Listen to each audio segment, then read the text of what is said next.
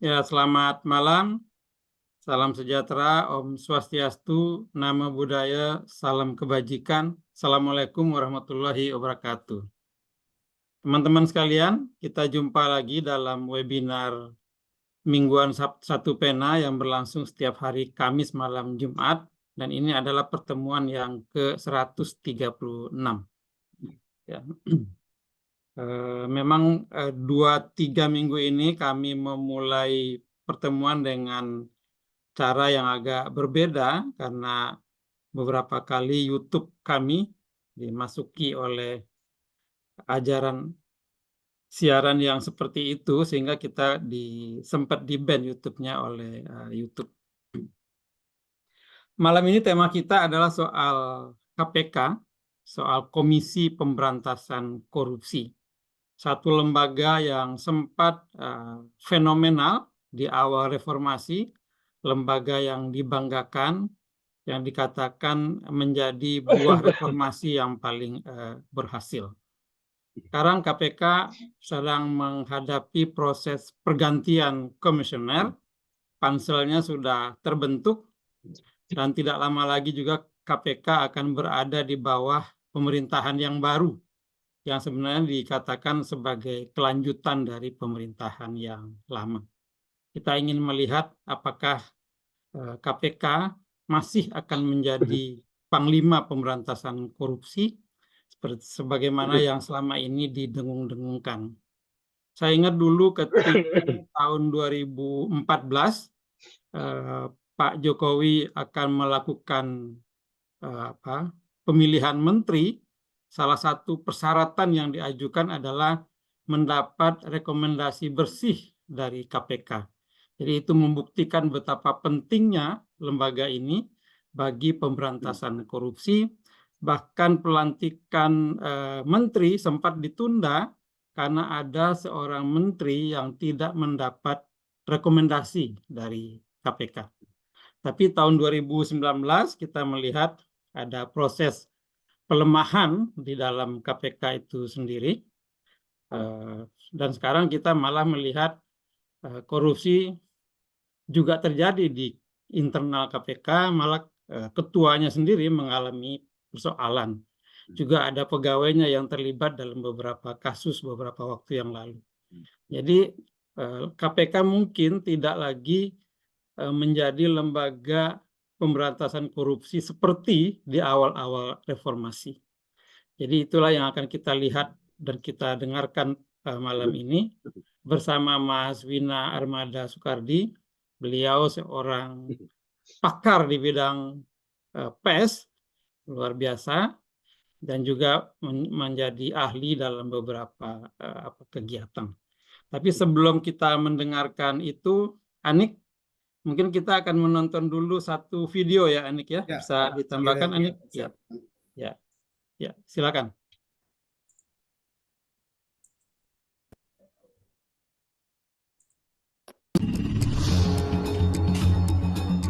Krisis ekonomi di tahun 1998 yang menjadi puncak tertinggi praktik korupsi pada masa Orde Baru. Untuk mengatasi hal itu, Presiden B.J. Habibie akhirnya mengeluarkan Undang-Undang Anti Korupsi, Kolusi dan Nepotisme, serta Undang-Undang Pemberantasan Tindak Pidana Korupsi. Kedua undang-undang ini yang akhirnya menjadi embrio lahirnya Komisi Pemberantasan Korupsi atau KPK yang dibentuk pada era Presiden Megawati di tahun 2002. Lembaga anti rasuah itu terbentuk pada 27 Desember 2002 di tengah menurunnya kepercayaan masyarakat terhadap pemerintah. Sejak awal terbentuk, KPK mendapat respon positif dari berbagai pihak. Bahkan saat dibuka pendaftaran calon pimpinan KPK, banyak dari masyarakat tertarik untuk mencalonkan diri. Namun hanya 222 orang yang berhasil lolos verifikasi. Setelah rangkaian proses uji kelayakan, terpilihlah Ketua KPK pertama, Taufikur Rahman Ruki, yang memimpin KPK dari 2003 hingga 2007. Namun dalam perjalanannya, KPK sempat beberapa kali menuai sorotan publik. Sejumlah kasus dan upaya pelemahan terhadap KPK tercatat pernah terjadi di lembaga anti rasuah itu. Presiden Joko Widodo akhirnya buka suara soal skor Indeks Persepsi Korupsi atau IPK Indonesia yang turun menjadi 34 poin pada 2022. Padahal pada tahun sebelumnya, yakni 2021, IPK Indonesia mendapat skor 38/100. Hal ini juga membuat peringkat Indonesia turun dari 96 menjadi 110 dari 180 negara yang disurvei. Ya, itu akan menjadi koreksi dan evaluasi kita bersama. Ya. Sejak direvisi 5 tahun lalu, undang-undang yang memberikan nyawa independensi kepada Komisi Pemberantasan Korupsi seolah mati suri.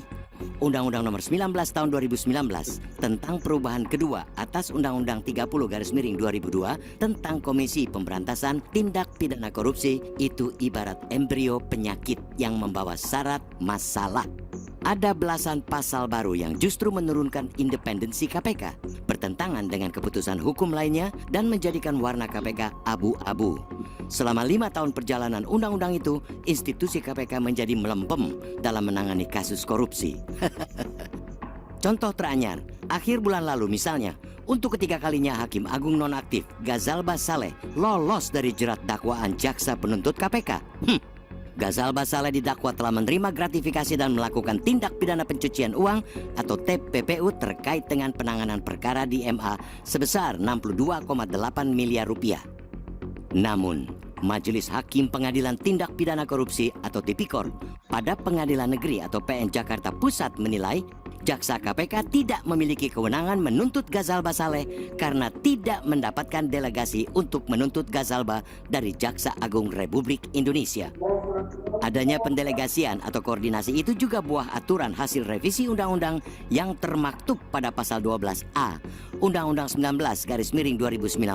Celakanya, pasal itu tidak menyebutkan jelas ketentuan perundang-undangan yang mana, sehingga kewenangan jaksa KPK sangat rentan dengan segala perubahan hukum di Indonesia, termasuk yang lahir setelahnya.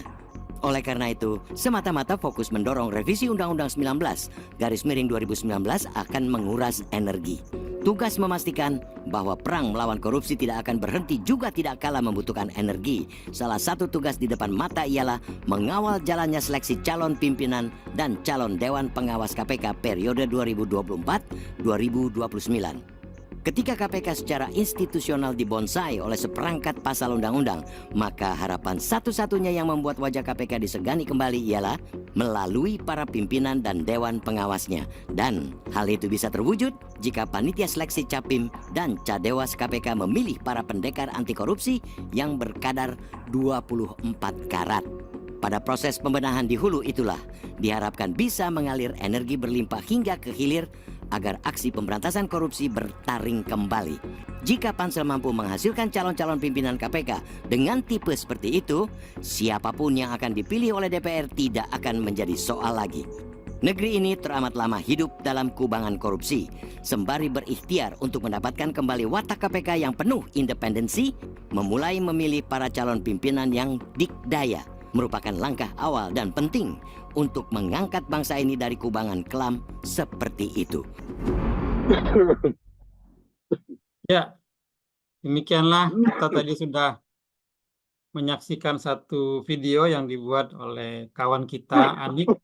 Di video itu jelas sudah dikatakan KPK sudah mati suri dan sekarang KPK menghadapi masa yang penting yaitu pembentukan ketua baru oleh Pansel, dan kita juga ramai baca di media mereka ada keraguan terhadap kredibilitas Pansel yang sebagian besar orang pemerintah.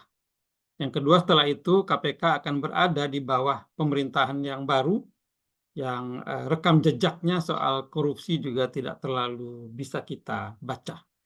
Dengan dua hal itu maka mungkin menarik untuk mengetahui kira-kira bagaimana masa depan KPK sebagai Panglima Pemberantasan Korupsi di masa yang akan datang. Mungkin itu ya, Anik mau menambahkan? Ya, kita dengar saja Mas Wina Armada melihat ini gitu ya.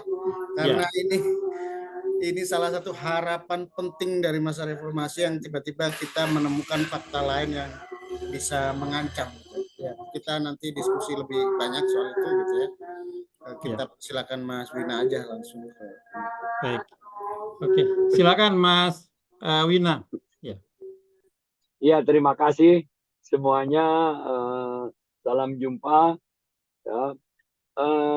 Yang pertama-tama kalau kita bicara KPK, maka KPK bersama dengan Undang-Undang Pers adalah produk reformasi yang sangat diharapkan. Undang-Undang Pers menjaga merawat kebebasan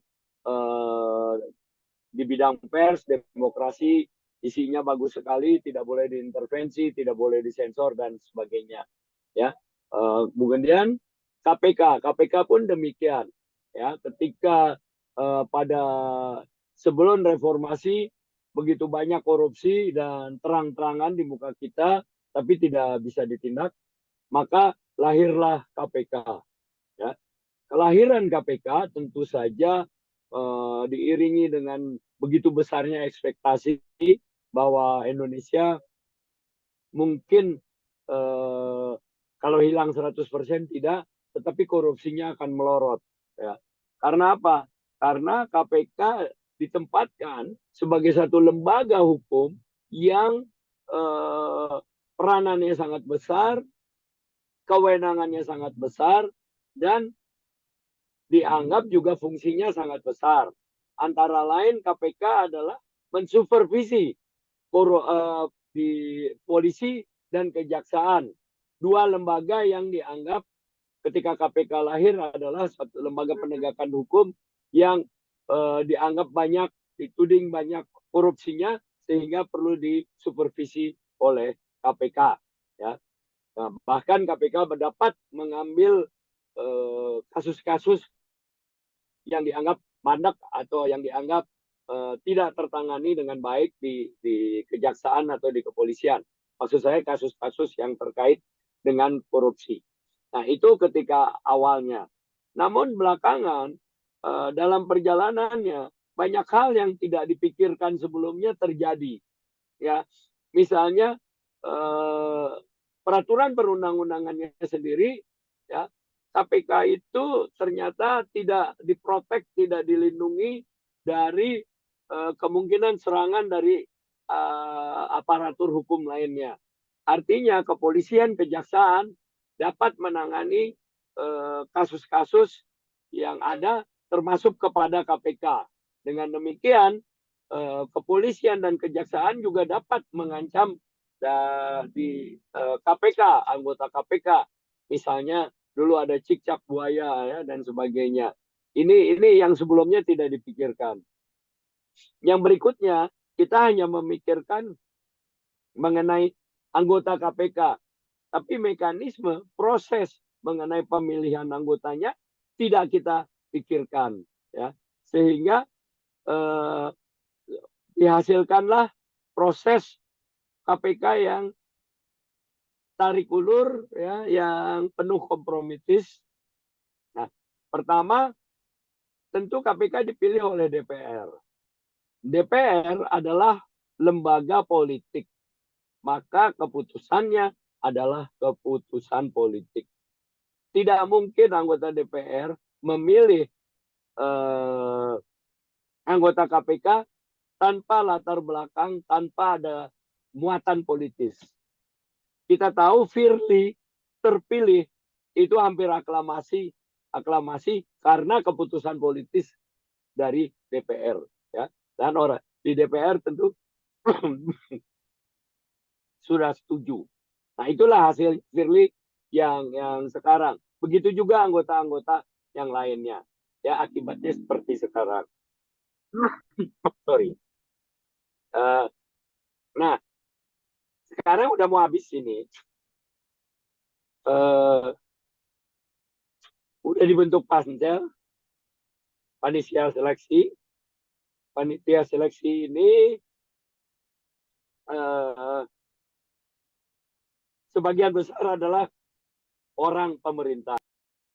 Orang Jokowi, ya, orang yang dipilih oleh Jokowi presiden. Nah, mayoritas, ya, itu jelas mewakili pemerintah dari 95, dan yang lain-lain juga pasti dipengaruhi.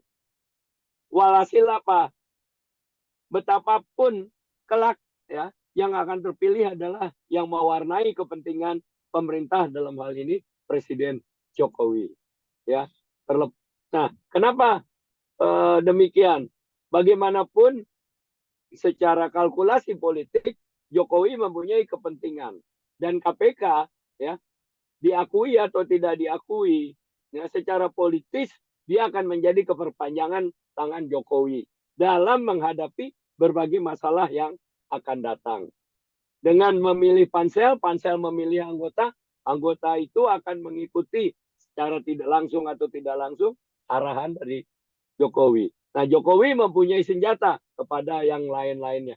Kalau Anda melawan saya, ini Anda punya kasus di KPK loh, bisa tetap diungkap. Walaupun secara hukum tidak ada hubungan langsung antara presiden dengan KPK. Jadi bisa saja secara hukum ditolak, kita nggak berpengaruh apa-apa. Tapi jangan lupa karena KPK jadi pilih diproses secara politik, maka pengaruh politik itu jelas ada. Ya. Nah, saya ingin kasih contoh Ketua KPK yang sekarang Firly. Sebenarnya ketika dia jadi deputi penindakan, dia sudah mau disidangkan karena melanggar etik di KPK. Tetapi dia kemudian mengundurkan diri, ya sehingga tidak sempat. Dia kembali ke instansinya, ya.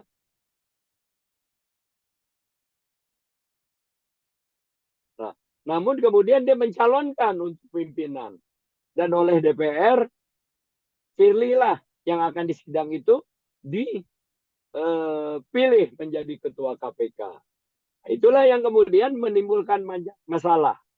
Antara lain dengan Yassin Limpo ini kan, Yassin Limpo. Nah, kenapa dengan Yassin Limpo? Sebenarnya kasus Yassin Limpo sudah disidik 2 tahun, tapi masih belum bisa ditangani karena Firly masih keberatan.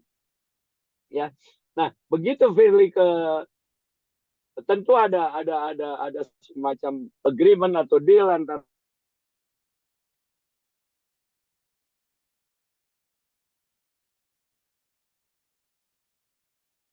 Halo. ya. Nah, begitu Felix sedang keluar negeri, halo? Ya, jelas lagi, tadi terputus. Tadi terputus 2 menit, Mas. Silakan ya. Oh ya. Jadi sebenarnya kasus saya ulangi lagi mungkin supaya lebih jelas. Yassin Limpo itu udah 2 tahun diselidiki di KPK. Namun karena Firly belum setuju, kasus itu tidak disidik, ya tidak. Nah, begitu Firly sedang di luar negeri, anak buah Firly menetapkan Yassin Limpo sebagai tersangka. Maka Yassin Limpo, Firly pun tentu menjadi sulit gitu ya, karena beberapa hal berkait dengan Yassin Limpo ini, maka Firly bermasalah. Dari situ ketahuan berbagai hal.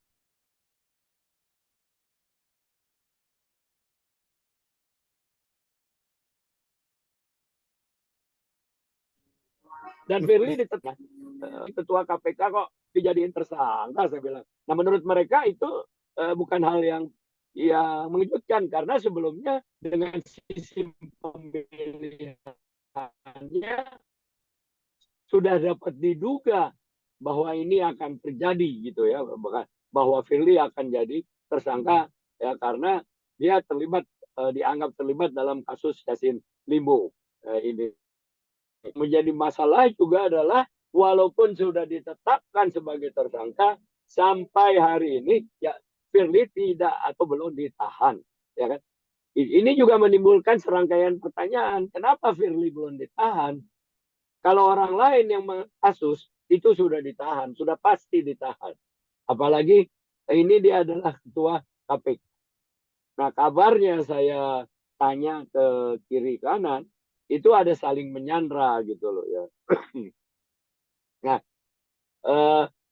Firly dulu dengan Kapolda ya, itu Kapolda Metro dulu tidak cocok ketika Kapolda menjadi Kapolda, dia Firly ditahan, tapi yang konon di Kapolda ini juga masih ada beberapa persoalan hukum di Jogja sehingga saling menyandra lah gitu ya di antara mereka. Nah, ini tapi menunjukkan bahwa KPK tidaklah sebening ketika KPK dibentuk reformasi, ya kita kan mengharapkan KPK adalah setengah orang setengah dewa, orang yang sudah menanggalkan pengaruh-pengaruh yang buruk dari manusia gitu ya kira-kira. Jadi padahal yang sekarang terjadi justru di sana terjadi proses politisasi, proses pembusukan, misalnya dengan tes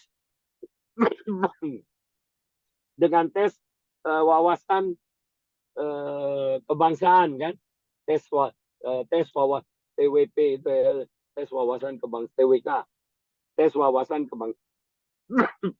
Nah, alasan tes kan dulu banyak Taliban di sana. Taliban itu yang dianggap Islam tanda kutip ya Islamnya, Islam yang dianggap ekstrim gitu ya, tanda kutip pula ekstrimnya. Tetapi ternyata sebenarnya bukan itu.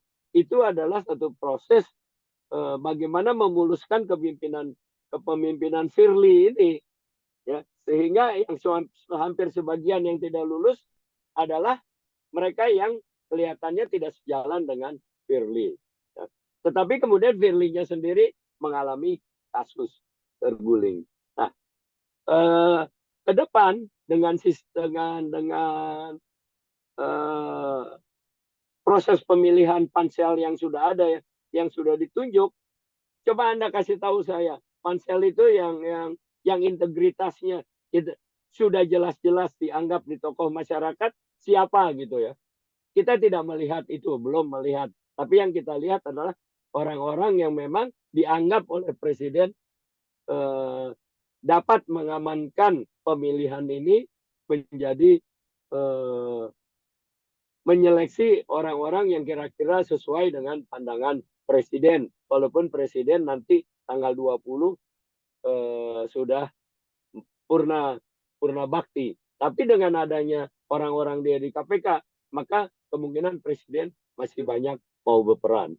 Nah, bisa berperan maksudnya. Dengan situasi semacam ini, kalau tidak ada satu revolusi, tanda kutip, baik di dalam perundang-undangannya maupun di dalam sikapnya, maka kita tidak dapat mengharapkan KPK benar-benar menjadi lokomotif dari pemberantasan korupsi sebagaimana kita harapkan. Sekarang aja misalnya, itu orang udah terang-terangan kok korupsi. Para pejabat daerah misalnya, proyek itu minta 20% itu minimal udah bukannya sembunyi-sembunyi, udah jelas-jelasan. Kalau ketangkap KPK, ya dianggap sial aja gitu, dianggap sial. Tapi bukan karena satu sistem yang baik. Contoh yang menarik juga Harun Masiku.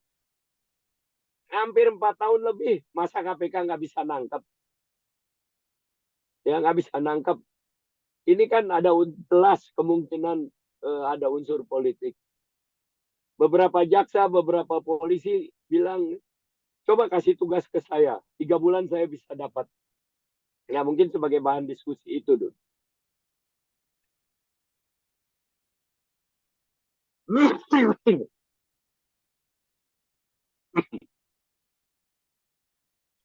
Ya Mas, lanjut. Udah.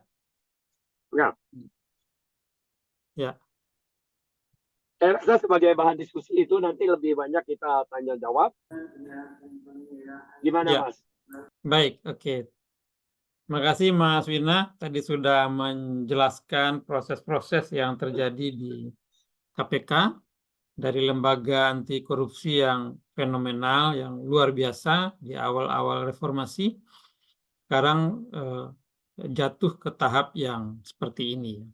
Saya kira dalam 1, 2, 3 tahun terakhir ini sudah jarang tokoh-tokoh ke KPK untuk melakukan demo atau melakukan dukungan terhadap pimpinan KPK dalam menghadapi pemberantasan korupsi seperti yang dulu biasa terjadi. Kadang-kadang kita datang memberikan dukungan moral kepada KPK.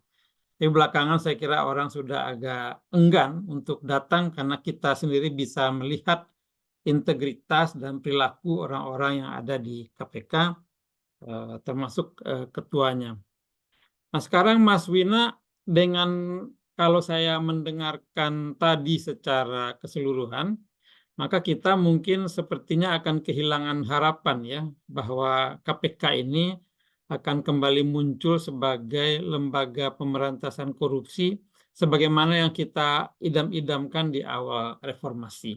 Karena banyak sekali perubahan-perubahan yang terjadi, apalagi sekarang nih ada kelihatan panselnya, mungkin kita tidak terlalu mengenal integritasnya, dan setelah itu nanti mungkin akan muncul orang-orang yang muncul karena kesepakatan politik gitu. Anik mau menambahkan? Ya, Ya, Ya, tadi Mas saya tambah sedikit, sorry. ya silakan. Itu seharusnya undang-undang KPK itu diperkuat.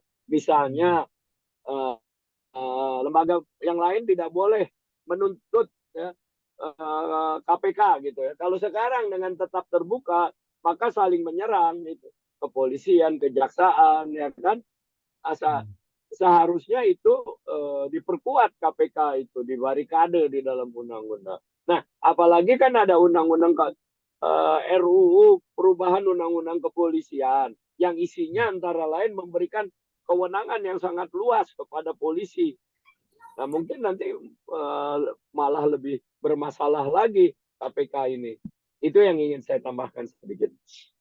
Ya, ya kita belakangan memang itu nampak nyata ya Mas Wina. Artinya orang sudah tahu bahwa seharusnya begini, tapi fakta yang kita hadapi begini. Jadi dalam kondisi seperti ini, apa yang bisa kita harapkan gitu ya, terutama dalam ketika oposisinya juga lemah gitu ya, nggak punya teman gitu ya. Terus kita berharap sama siapa dalam kondisi sama pemberantasan korupsi yang hopeless seperti ini ya, Mas Wina? Ya, coba kita lihat sekarang misalnya di DPR kan banyak RUU inisiatif yang mereka ingin sama, undang-undang penyiaran, undang-undang apa namanya, ya macam-macam yang justru menurut saya merugikan rakyat itu ya. Nah, seharusnya DPR itu mengutamakan undang-undang perampasan aset. Di dalam undang-undang perampasan aset ini ada hal baru. Aset tidak, yang digugat nanti bukan lagi orang, tapi asetnya. Aset yang digugat, nah ini aset bisa digugat, kalau ada pemiliknya boleh intervensi. Gitu ya. DPR kan nggak mau. Gitu.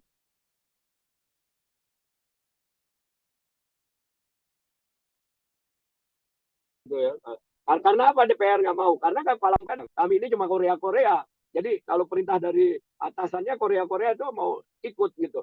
Nah ini menunjukkan bahwa sebenarnya partai-partai sendiri tidak nyaman dengan berbagai adanya perundang-undangan yang kuat gitu ya, yang bisa mengenai mereka sendiri gitu. Jadi dalam situasi seperti gini kita mungkin ya tidak putus asa, tetapi tidak bisa mengharapkan yang KPK menjadi lokomotif pemberantasan korupsi gitu ya. Ada mungkin sekarang aja kita udah lihat kasus-kasus besar ya tidak ditangani KPK. Itu jelas-jelas di asuransi Jiwasraya, ada asuransi Asabri dan macam-macam yang kerugiannya triliunan, termasuk tambang juga di Bangka itu ya, timah. Nah, ke KPK dia kerja oleh kejaksaan. Harusnya kan yang besar-besar triliunan ini adalah domain prioritas dari KPK. Ya wong nangkep Harun Masiku aja kagak bisa. Bagaimana dia mau yang lain-lain? Begitu loh, Mas.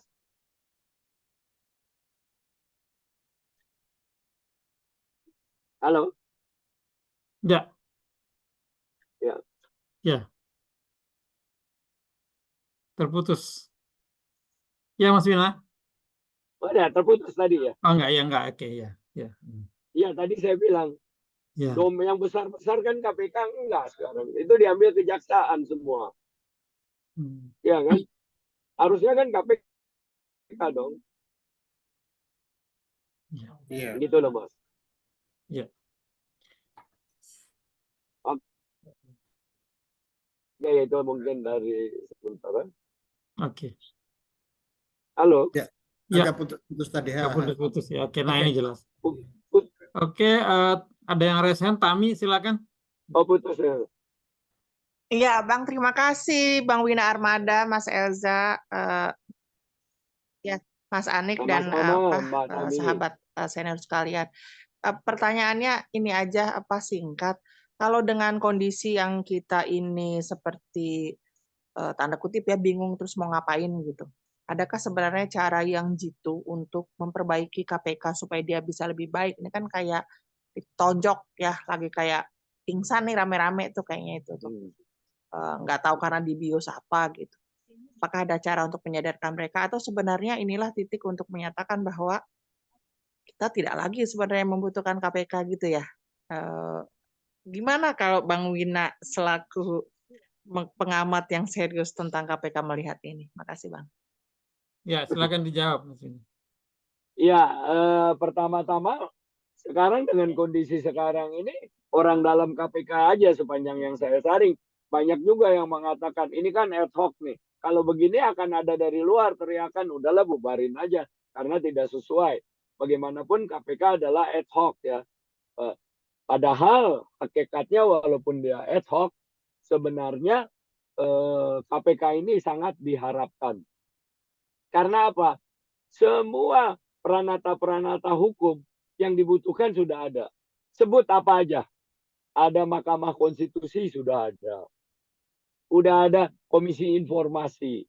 Udah ada Dewan Pers. Semuanya udah ada. Udah ada Lembaga Perlindungan Saksi. Ya. Tapi ini kan belum jalan hukum ini. KPK lah yang dianggap sebagai satu badan lembaga negara yang bisa melakukan semua. Kita ingat korupsi itu setidaknya koruptor mempunyai 3 kekuatan. Ya, kekuatan pertama duit banyak lah ya, duit pasti koruptor. Dengan duit itu dia bisa bikin apa aja. Beda dengan maling ayam, ya, maling di kriminal biasa, nenek-nenek yang ngambil pelepah di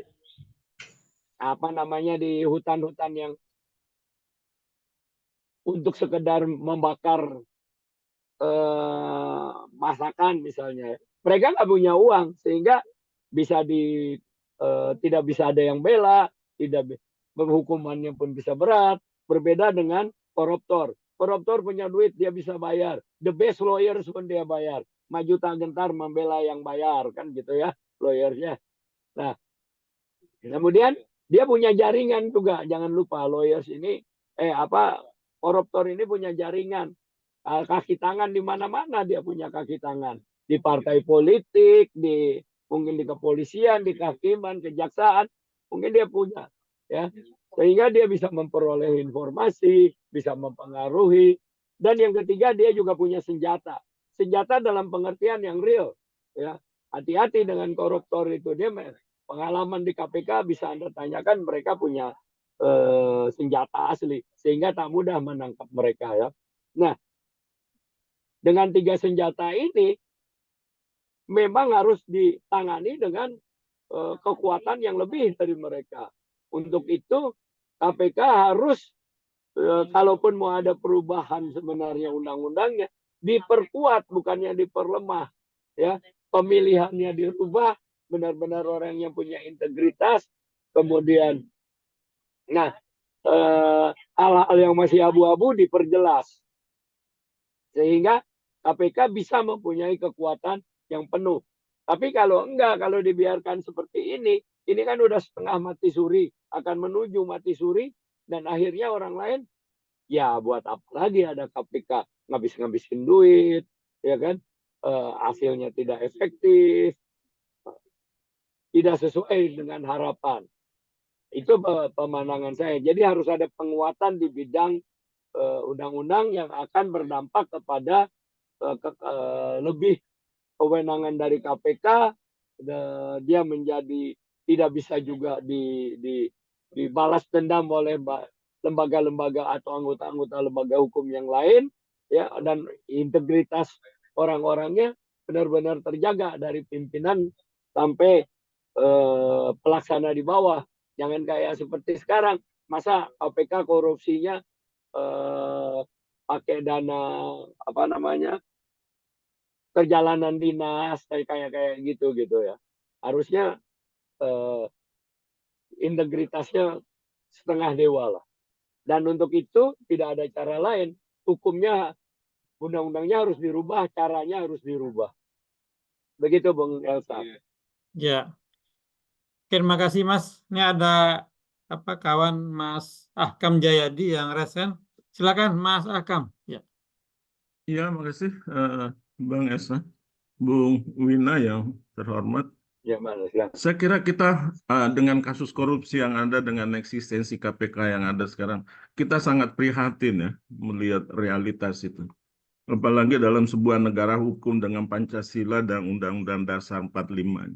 Saya punya kata kunci pertama dulu, bahwa kalau kita hendak memperbaiki tidak hanya KPK tapi seluruh persoalan bangsa, maka kualitas sumber daya manusia harus diperbaiki, dan konsep yang kita pakai selama ini dengan konsep pendidikan itu keliru dan harus kita perbaiki. Yang kedua, bangsa kita sekarang dan negara kita, terutama pejabat-pejabat publik kita, ini sering yang saya katakan, kita kok jadinya suka-suka saja.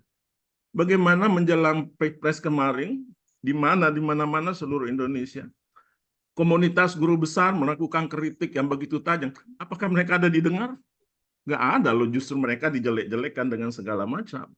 DPR yang harusnya dengan fungsi pengawasannya, apa bisa berfungsi? Loh tidak, karena mereka sudah menjadi koalisi besar. Demikian juga Mahkamah Agung yang dipermainkan, Mahkamah Konstitusi yang dipermainkan. Yang saya bilang, kita kok jadi suka-sukanya saja. Sama misalnya, maaf, ketika beberapa waktu lalu ramai demo tentang revisi Undang-Undang KPK, saya sangat prihatin bagaimana Presiden diminta tanggapannya tentang itu. Apa kata Presiden? Kalau Anda mau demo, jangan ke saya, jangan ke istana, ke DPR sana. Loh, kan Presiden juga bersama-sama dengan DPR membahas perundang-undangan. Kok Anda mengatakan Anda ke DPR sana, itu bukan urusan saya. Nah ini jadinya kita kok jadi suka-suka gitu.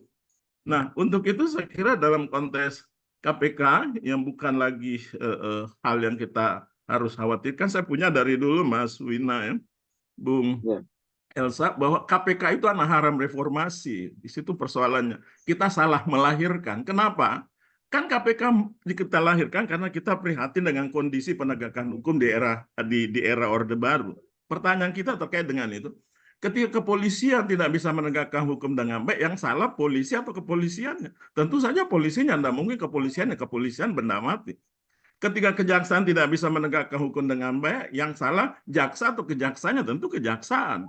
Ketika pengadilan tidak bisa menegakkan hukum dengan baik, yang salah pengadilan atau kepolisian? Kan orangnya, bukan lembaganya. Loh kok lembaganya yang diganti, yang dibentuk? Di situ yang saya bilang terjadi.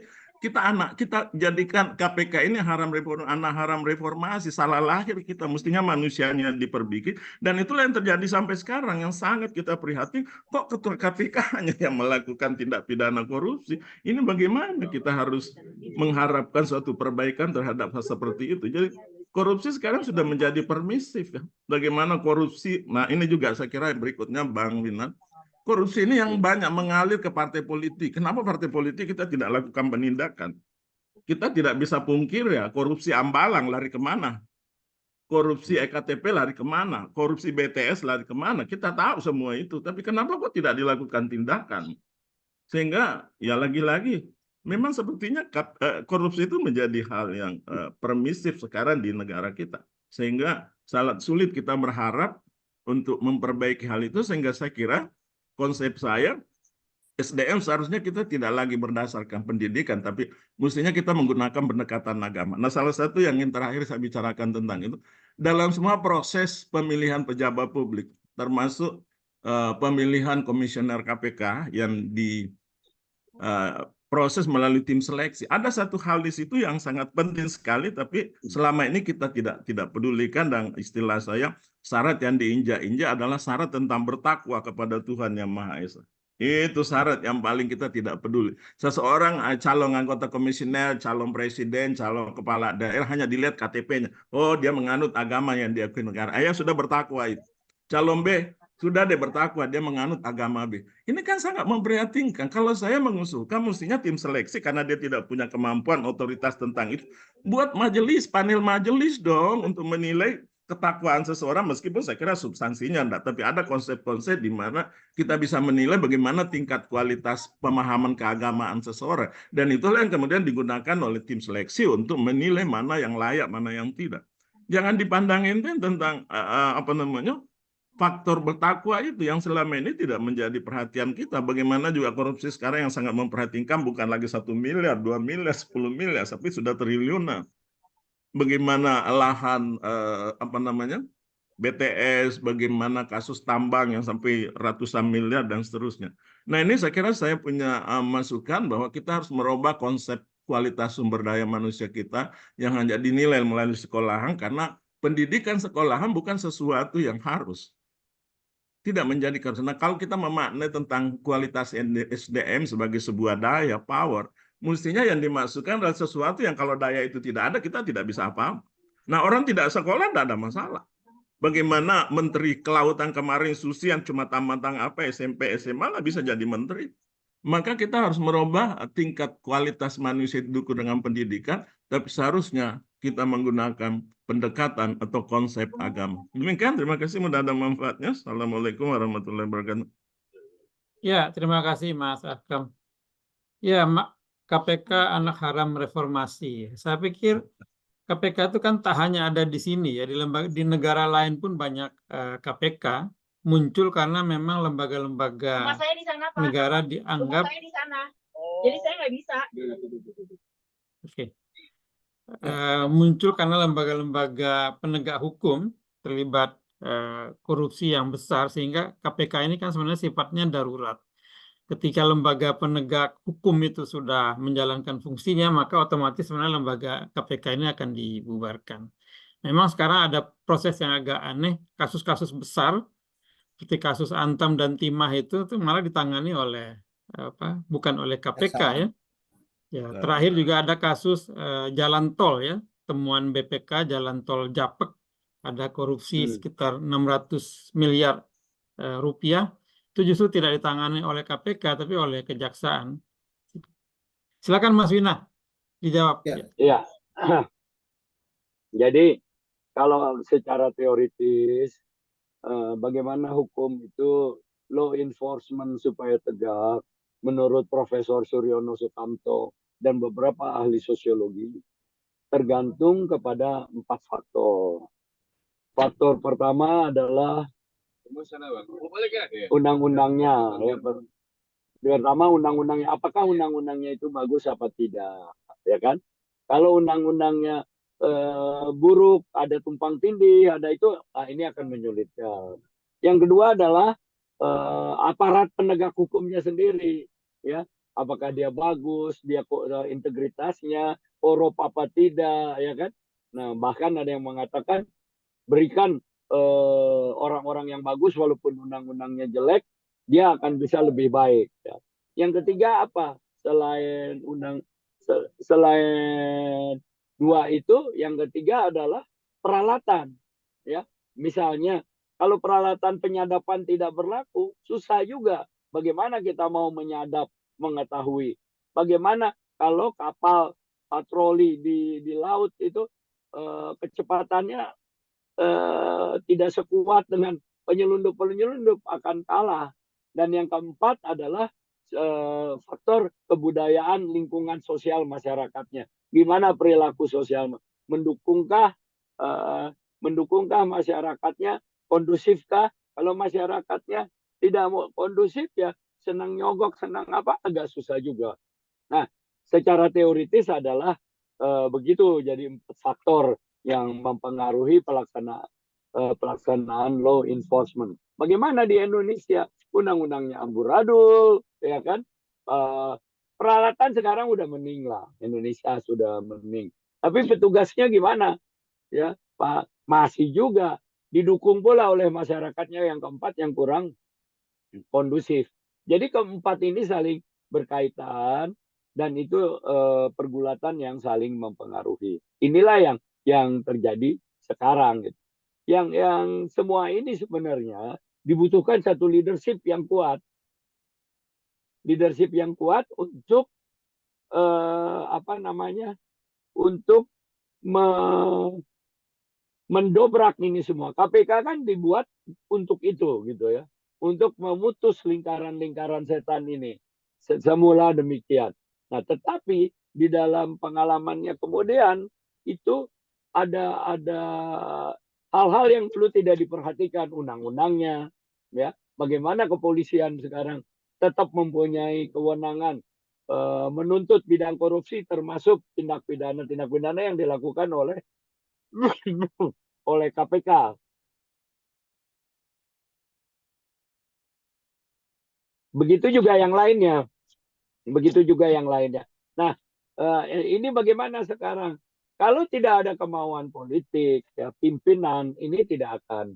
KPK adalah upaya yang sia-sia saja.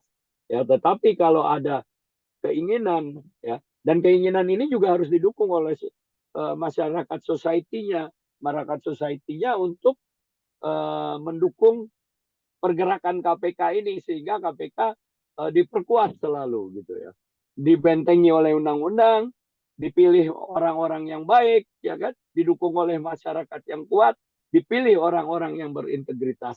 Nah, mungkin ini akan memberikan harapan. Tapi kalau tidak, ya memang membuang-buang uang saja. Budaya pencegahan korupsi sampai sekarang kan nggak ada. Pejabat kan terang-terangan korupsi, makin besar lagi. Nah, mengenai ketakwaan, ini agar ya bagus sih, idenya bagus, tapi kan relatif juga. Bagaimana seorang tokoh keagamaan bisa terlibat juga di dalam korupsi? Apa mereka ketakwaannya diragukan? Kan enggak. Kita bicara agama apa aja kan? Kan tidak gitu ya. Nah, ini memang kita selalu bicara keimanan, ketakwaan. Kan kita bicara, saya pernah menulis sajak, kalau saya membangun lebih banyak rumah ibadah, ya, tetapi semakin banyak koruptor dan semakin banyak orang yang kelaparan, apa saya termasuk orang yang bertakwa? Kira-kira saya bertanya begitu di dalam sajak saya gitu.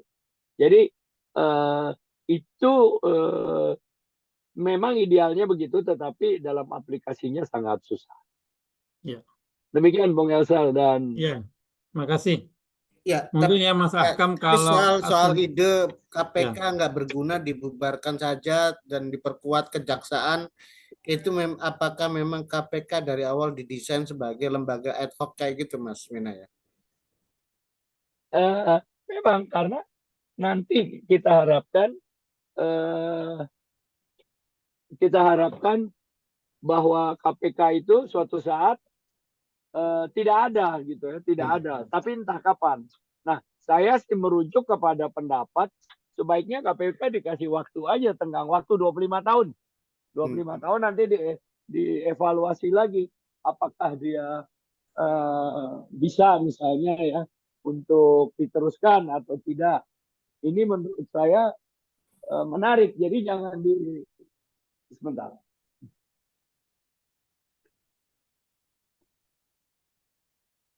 Sorry, udah agak terang sekarang. Ya. Nah, ini udah sampai rumah. Oke. Jadi udah agak terang. Ya, ini jelas. Jangan dibiarkan menjadi tidak tanpa target gitu ya, bukan tanpa target. Harus ada target. 25 tahun, 20 tahun apa yang akan terjadi. Nah, nanti dievaluasi lagi perlu apa tidak gitu. Benar-benar ada. Dan polisi dan kejaksaan juga selama ada KPK, kenapa KPK ada kan mensupervisi mereka juga gitu. Ini yang harus kita pelajari. Kalau dari awal dia sifatnya ad hoc, emang dibikin untuk sementara. Hanya tidak jelas sementaranya itu berapa lama. Ya. Demikian kali ya. Ya. Kalau ukurannya yang disebut Mas Ahkam tadi soal ketakwaan, Maka seharusnya di Ya. Departemen Agama itu adalah lembaga yang paling bersih ya, karena di dalam itu banyak orang-orang yang takwa, ya, yang tahu agama gitu kan. Tapi kita kemudian tahu Departemen Agama salah satu departemen yang korup, paling Ya. korup. paling korup ya. Ini ada Kita pertanyaan dari Ibu Alida ya, Ibu Alida. Pertanyaannya begini. Apakah ada kesengajaan KPK diperlemah dan kejaksaan unjuk gigi sehingga bisa dianggap tidak diperlukan? Jadi ada kayak by design gitu. Kira-kira gimana Mas? Sepanjang yang saya tahu sih tidak ya, sepanjang yang saya tahu tidak. Artinya tidak ada kejaksaan yang diperkuat supaya KPK dilemah. Tetapi memang dalam situasi realnya KPK itu sedang dalam situasi yang lemah.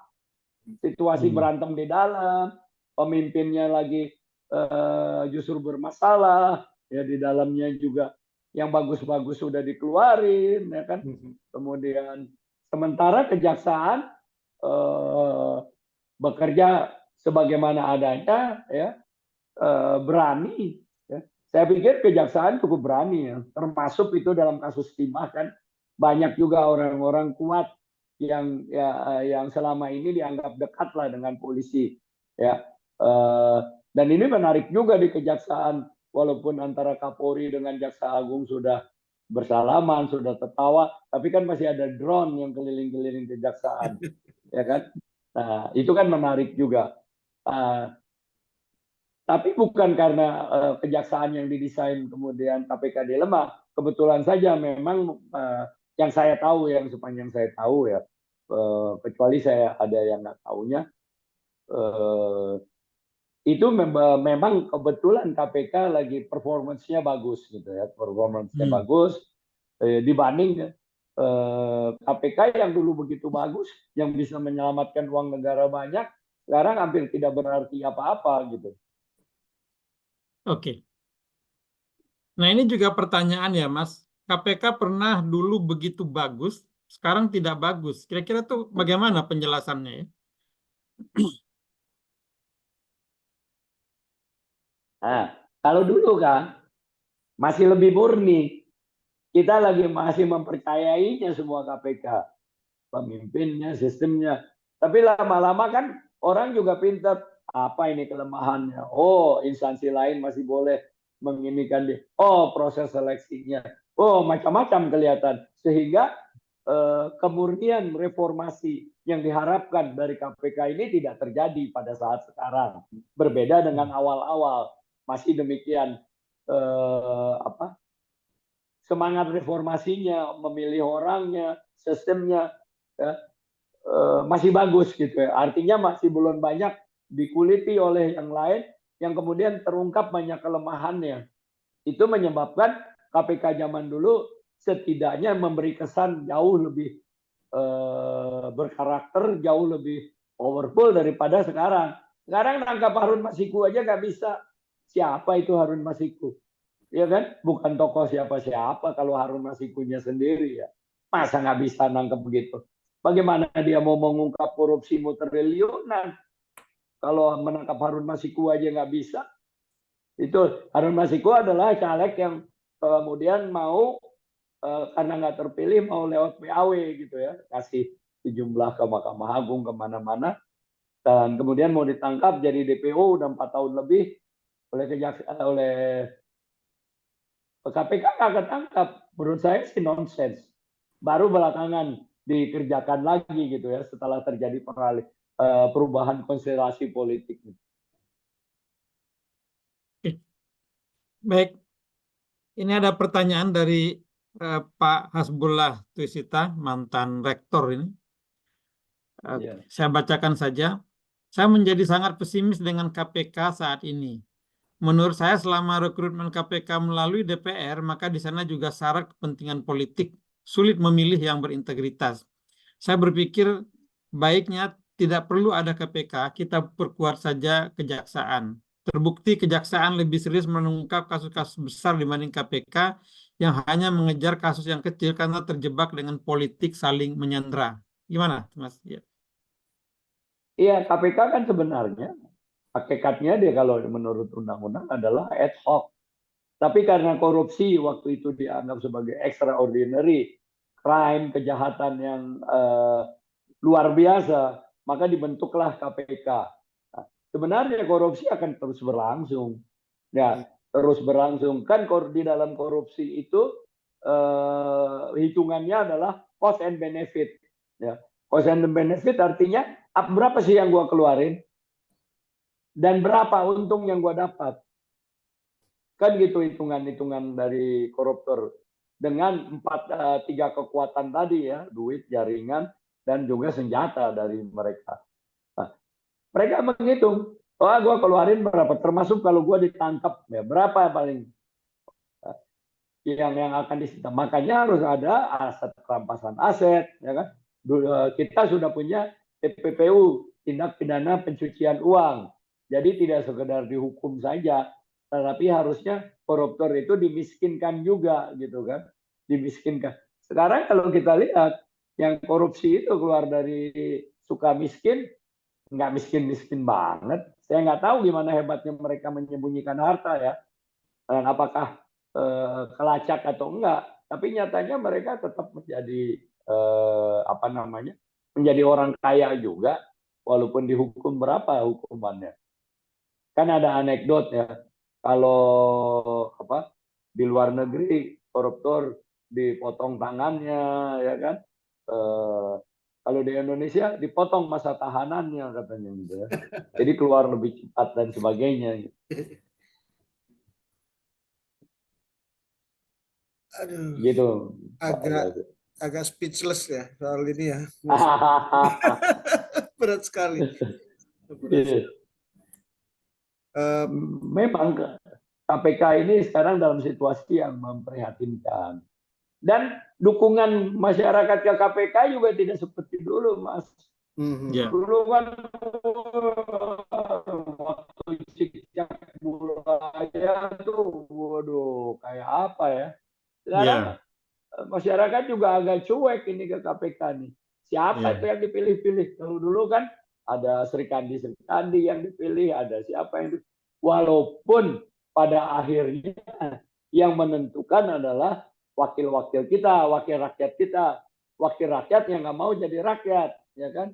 Karena kalau wakil itu dia mau jadi biasanya wakil camat mau jadi camat, wakil lurah mau jadi lurah, tapi wakil rakyat nggak mau.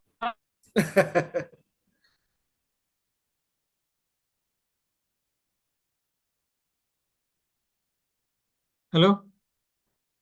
Fresh lagi. Fresh ya. Sinyal kayaknya. Ntar kita tunggu. Halo Mas Wina, suaranya hilang. Ini problem Zoom ini.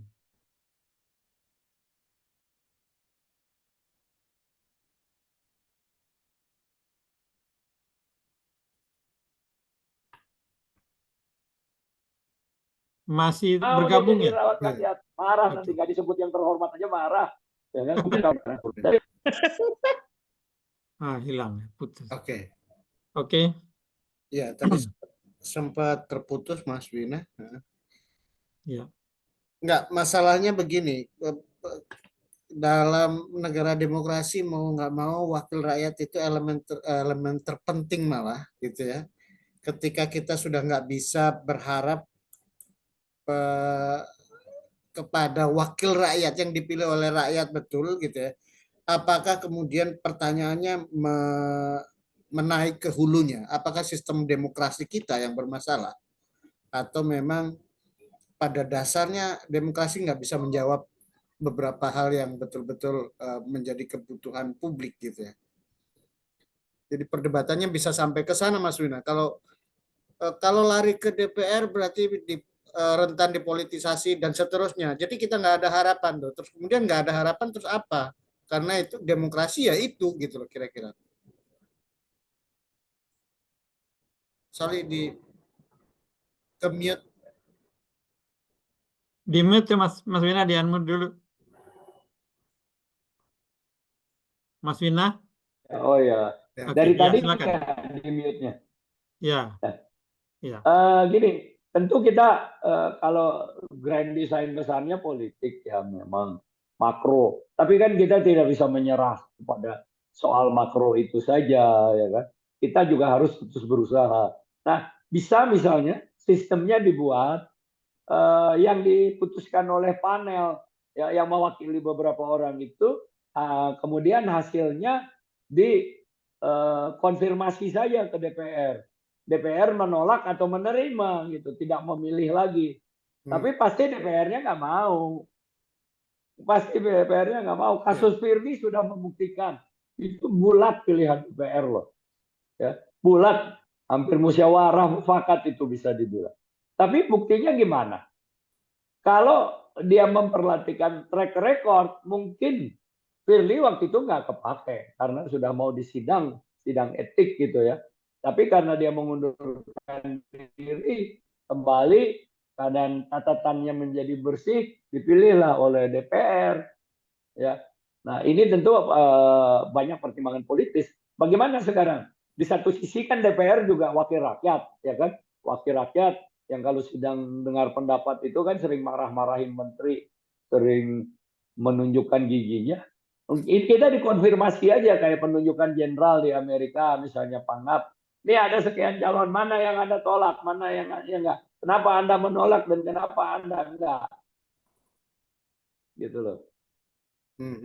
Nah, jadi kita tetap harus berusaha. Ya, kalau kita membiarkan lagi, maka koruptornya berpesta, tambah senang gitu ya, dan akan lebih banyak korupsi lagi. Kita juga tidak bisa berdalil, ya udah ada KPK saja, korupsi masih banyak. Jadi buat apa gunanya KPK? Kalau itu bisa kita balik logikanya. Ada KPK-nya masih banyak korupsi. Gimana nggak ada KPK gitu ya? Itu logika terbalik juga yang harus kita perhatikan. Yang masalahnya adalah bagaimana lembaga ini ya dapat berjalan efektif, ya pure hukum. Walaupun konon kabarnya nggak ada tuh yang pure hukum itu ya, kecuali teori-teori Hans Kelsen saja itu ada pure hukum. Tapi yang lainnya nggak ada, pasti ada pengaruh yang lain. Oke, semua ada, tetapi 80% haruslah hukum yang menentukan. Nah ini harus kita jaga. Kan tujuan dari KPK selain penindakan juga pencegahan kan, budaya orang untuk tidak korupsi. Nah, pencegahannya juga belum berjalan dari KPK menurut saya. Oke. Ya. Dengan ini ya, dengan pesimis terhadap pansel KPK sekarang, kira-kira apa yang bisa dilakukan oleh civil society dalam konteks penguatan KPK ke depan? Ya, Isapi. Ya, kita kan harus tidak ada dusta di antara kita kan. Pansel itu harus dikuliti. Si Anu ini siapa, Sanu siapa, kemana jabatannya, larinya kemana gitu kan. Kalau memang kemudian terjadi bahwa itu adalah tidak independen, maka bisa ditolak, masyarakat akan menolak. Cara menolaknya macam-macam lah ya, bisa mengirim surat, bisa demo, bisa apa-apa. Tapi kan ini kan seperti tidak ada partisipasi dari masyarakat penunjukan pansel ini. Beda dengan sebelum-sebelumnya. Sekarang otoritas presiden, ya presiden memanfaatkan dengan sebaik-baiknya kewenangan yang dia punya.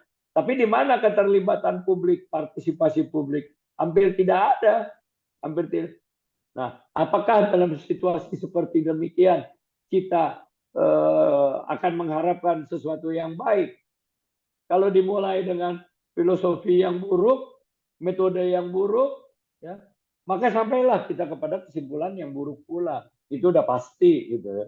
Nah, kita tidak antipati kepada siapapun ya, tetapi kita ingin ada partisipasi publik, ada keterbukaan publik, ya kan? Apalagi nanti berhadapan dengan DPR gitu ya. DPR itu kan pasti akan memilih, ya kompromistis, itu kompromi politik. Yang paling sedikit risikonya buat DPR sendiri, buat partai politik sendiri gitu. Ya. Ini ada pertanyaan di kolom chat, Mas Wina. Keputusan hukum tersandera power birokrat dan politisi. Terkesan penegakan hukum lemah karena takut posisi. Apakah ada korelasinya? Ya, sangat terkorelasi. Masing-masing menjaga. Ya, gua punya kasus lo, ya. Kalau lo bongkar gua juga bongkar punya lo. Jadi masing-masing tersandera dengan demikian. Oleh karena itu, yang dipilih haruslah orang-orang yang relatif bersih, relatif punya integritas. Kalau sekarang kan itu yang terjadi. Ya, masyarakat juga diam-diam sudah tahu. Nah, yang harus kita cegah jangan sampai masyarakat ini antipati, antipati dan kemudian tidak peduli lagi. Ini udah mulai ada kecenderungan ke sana, masyarakat nggak begitu peduli sama KPK. Harusnya kan dibangun supaya masyarakat terus berpartisipasi, sehingga ya yang terbaik diantara mungkin yang ada gitu ya kalau kita bicara. Masa nggak ada sih orang Indonesia yang sedemikian baik ya. Misalnya ya, kan ada orang di KPK dulu yang agak dalam tanda kutip agak-agak menyimpang gitu ya, agak-agak luar biasa, katakanlah dalam tanda kutip setengah gila karena berani. Misalnya ada Abdullah Mahwea, ada Novel Baswedan. Mungkin ada orang-orang kayak gitu kan, bisa kita sandingkan dengan yang lain-lain untuk menjadi salah calon-calon gitu ya. Apakah mereka terpilih apa tidak, tetapi saingannya seperti itu. Gitu. Kalau main bola nih harus kasta teratas nih, kasta champion ya. Udah champion, udah harus yang paling besar gitu. Ya. Begitu. Mas Wina, saya pengen menghubungkan dengan dunia Mas Wina, dunia pers ya, yang sekarang juga terancam katakanlah dengan revisi undang-undang pers, dilarangnya investigasi dan lain sebagainya. Jadi kesannya kok seperti memang agak paralel gitu ya.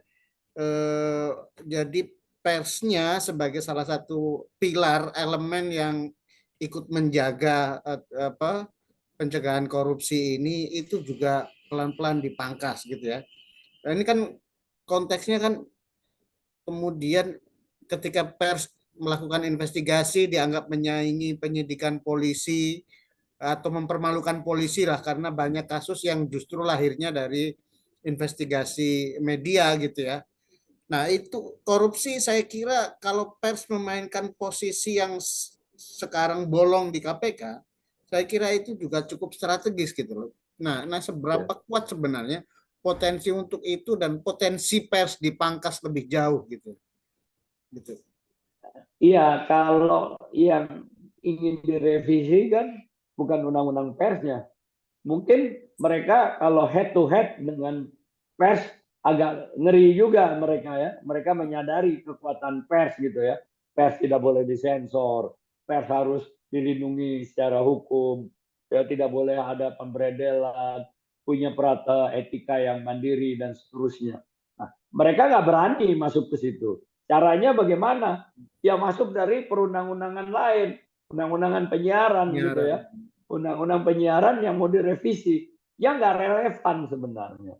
Yang nggak relevan,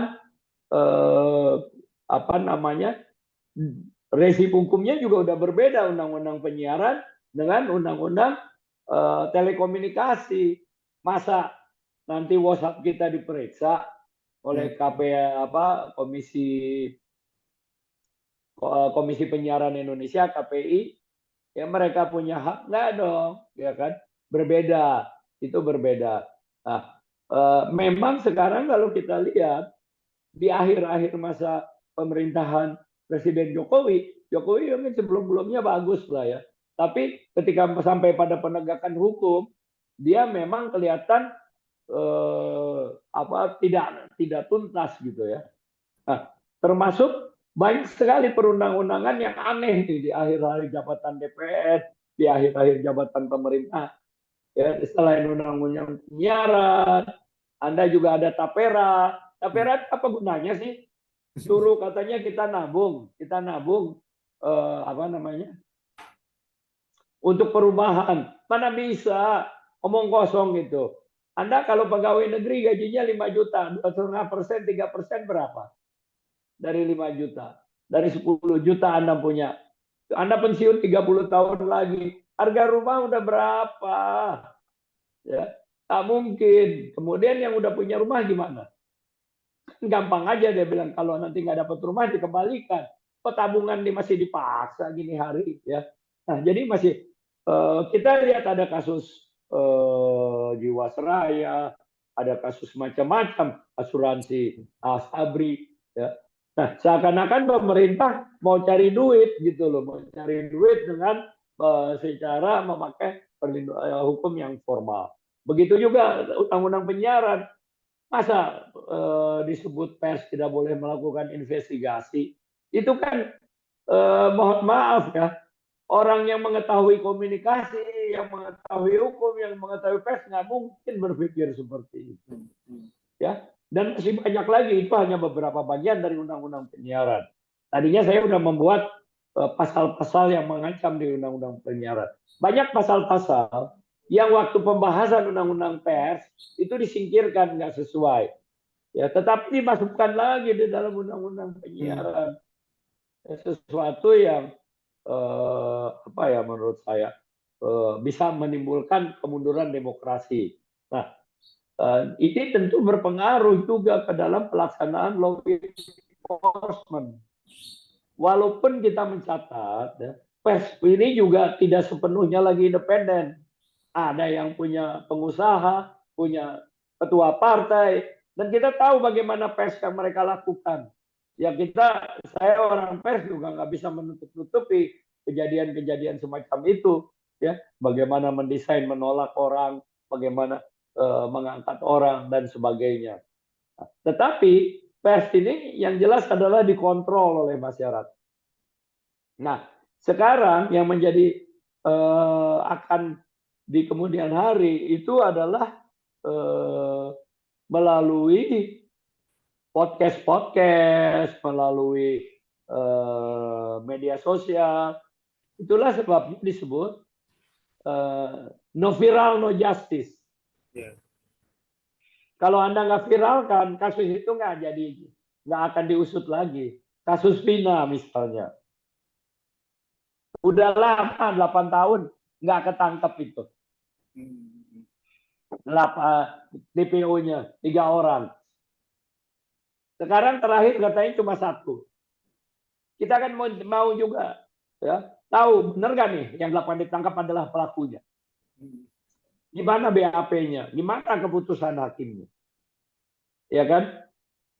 Diisukan ada cucunya petinggi Polri.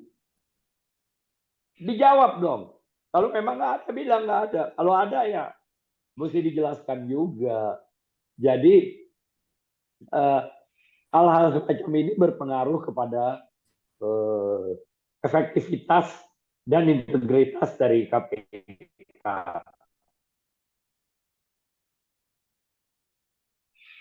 Oke. Ya, sinyalnya. Oke. Udah jelas lagi. Halo?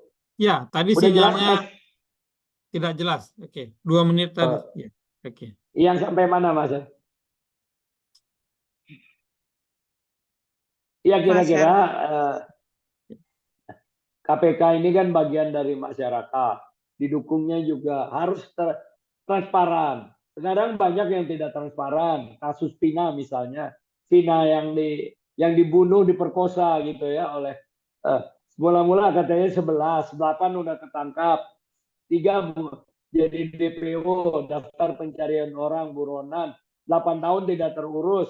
Kemudian ada film baru diurus lagi. Setelah diurus 1 katanya yang buronan, yang 3 tuh bukan, yang 2 bukan. Nah, kita juga nggak tahu misalnya yang 8 ini banyak yang mulai mempertanyakan. Dari 8 mungkin ada cuma 1-2 yang yang pelaku asli, yang lainnya orang yang dipaksa. Apa benar? Polisi harus mengungkapkan bagaimana keputusan pengadilannya. Ya, kenapa orang yang tadinya 3 kok tinggal 1? Yang 2 kasihan dong keluarganya, udah diumumkan buronan kok nggak jadi buronan, ya kan? Kemudian ada isu bahwa ini katanya cucu dari petinggi Polri. Dijelaskan, iya apa tidak? Nah, keterbukaan sekarang ini ya ditopang oleh pers, ditopang oleh media-media sosial, gitu loh. Ya, makanya lahirlah no viral, no news, gitu. No viral, no justice. Atau percuma lapor polisi. Gitu. Iya, lebih baik kita viralkan, gitu. Oke, baik. Gitu, Ini ada Bapen Albertus Pati, baru raise hand, silakan. Ya. Ya, terima kasih Pak Wina untuk uraiannya. Saya mau tanya, ya pertama tentu saja yang terutama kasus KPK, saya sih jujur aja ya sudah give up lah dengan Wah, KPK. bahaya kalau Pak Pendeta udah give up.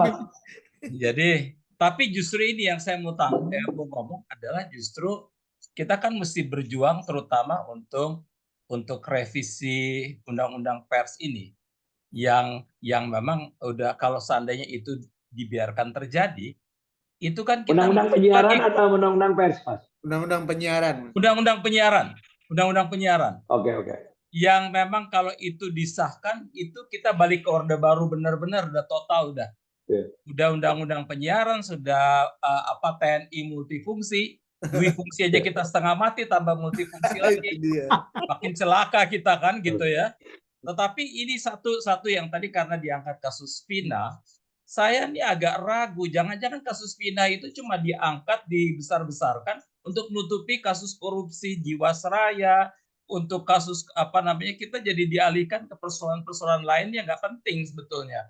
Artinya bukan berarti matinya Vina nggak penting, tetapi ada persoalan masyarakat yang sebetulnya bisa menghancurkan kita semua, mulai dari Jiwasraya, Asabri, ada begitu banyak kasus korupsi sampai ratusan bahkan ribuan triliun yang tiba-tiba lenyap begitu aja, tiba-tiba semuanya diinikan oleh kasus Vina. Jangan-jangan saya sendiri kalau ada Vina saya nggak mau baca karena memang saya lebih fokus pada persoalan-persoalan yang itu. Jadi gimana itu Pak Wina ini untuk ininya. Tapi sekali lagi saya bilang bahwa seharusnya kita civil society bergerak sangat serius untuk mencegah jangan sampai undang-undang penyiaran ini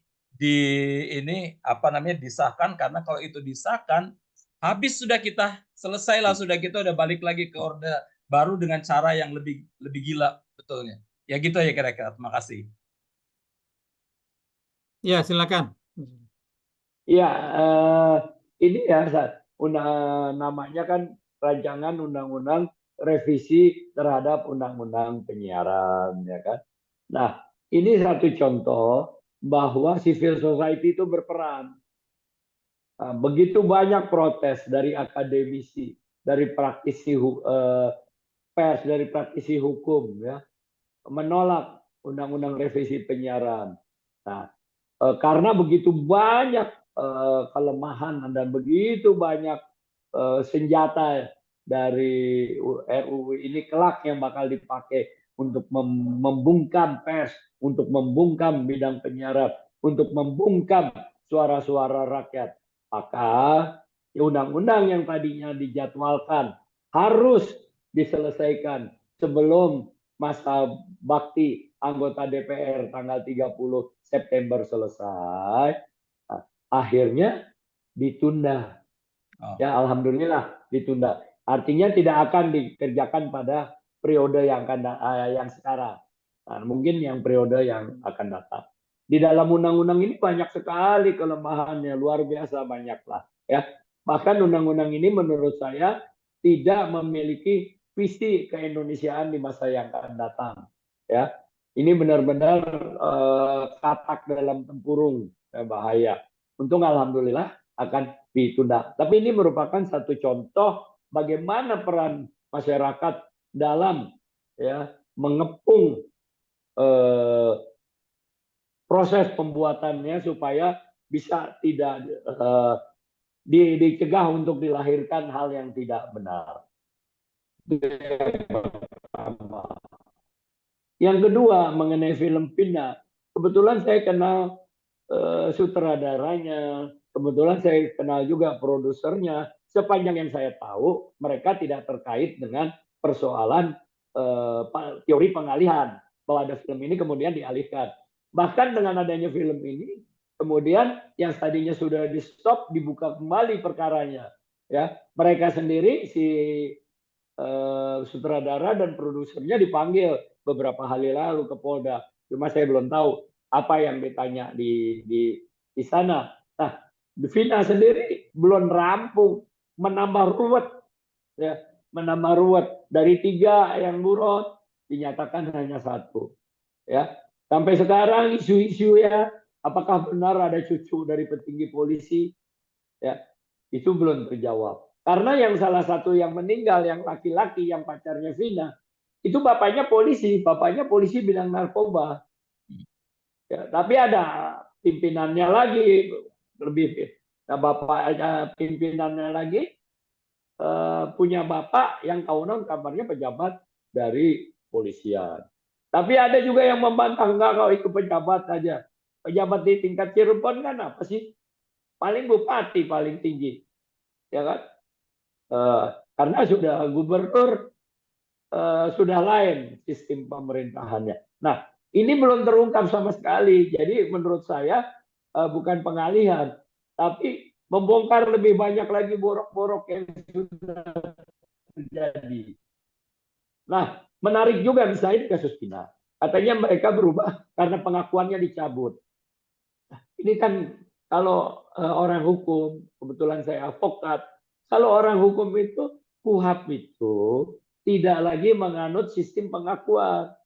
Ibaratnya koruptor mau ngaku, maling mau ngaku, penjahat mau ngaku, atau tidak mengaku nggak jadi masalah. Yang penting ada 2 alat bukti yang cukup, ya, untuk mereka. Berbeda dengan rezim sebelum KUHP. Zaman dulu memang pengakuan nomor 1, makanya orang disiksa mati-matian untuk supaya dia ngaku. Setelah ngaku baru. Itulah yang terjadi pada kasus Sengkon dan Karta yang dipaksa untuk mengaku membunuh. Untung ada orang lain yang mengaku saya yang membunuh, sehingga timbullah itu arsenik itu peninjauan kembali. Nah, ini kalau menurut saya sih bukan, tetapi menambah daftar bobroknya kejadian-kejadian yang ada. Kasus Asabri, kasus Jiwasraya, kasus korupsi yang triliunan belum selesai sampai sekarang, belum selesai. Malah di korupsi ya, di koperasi di Mahkamah Agung bebas loh, bebas, kan gila juga gitu ya. Ada kasus tambang, makin banyak juga ada kasus Antam, banyak sekali kasus, dan kita lihat nanti makin banyak juga kasus-kasus yang ada. Jadi itu sepanjang pengetahuan saya sih tidak merupakan pengalihan gitu ya. Kalau khusus untuk Vina, nggak tahu yang lain ya. Ya, oke, terima kasih. Terima kasih. Tapi politik red herring itu selalu ada ya. Ini merupakan satu politik taktik manipulasi yang informasi yang digunakan oleh penguasa supaya terjadi kebingungan di publik, dan itu bisa membuat mengalihkan dari isu-isu persoalan yang cukup mendasar. Itu kan biasa di dalam pemerintahan. Saya kira kasus Vina ini cukup canggih ya, membuat kebingungan di banyak orang, dan sampai sekarang kita malah bingung nih sebenarnya apa sih yang terjadi dengan kasus ini. Jadi sutradara sama produsernya malah nggak ngerti apa-apa. Iya, sutradaranya nggak tahu kalau mereka dimanfaatkan. Ada yang raise hand? Oke, Mas Rudolfo Madi, silakan. Ya. Terima kasih moderator. Selamat malam Mas Vina. Selamat malam. Dari tadi saya nyimak sih materi atau paparan yang telah disampaikan oleh narasumber dalam hal ini Mas Bina dengan senior-senior lainnya. Cuman saya agak pesimis sih kalau kita bicara tentang undang-undang itu, karena udah jelas yang buat undang-undang ini kan DPR, yang seleksi pimpinan-pimpinan KPK itu kan orang-orang DPR, jadi sama saja nggak akan ada habisnya. Tentu di sini selain itu dia kan disumpah oleh presiden, nanti diangkat oleh presiden. Nah, maksud saya di sini peran yang paling penting adalah presiden dalam hal ini. Kalau sungguh-sungguh mau memberantas korupsi, ya silakan tegakkan korupsi ini kepada lembaga yang sudah dikhususkan untuk menangani korupsi. Saya melihat dari peristiwa atau kasus-kasus yang terjadi di Republik Indonesia ini seperti kasus-kasus besar ya, seperti timah, terus emas, begitu. Pokoknya kasus-kasus yang jumlah kerugian negaranya itu sampai ratusan miliar dan bahkan triliunan. Jadi kalau konsisten pemerintah dalam hal ini mau memberantas korupsi, dia harus menyerahkan pada KPK. Kan sudah ada ini. Di sini kan sudah menjadi tumpang tindih.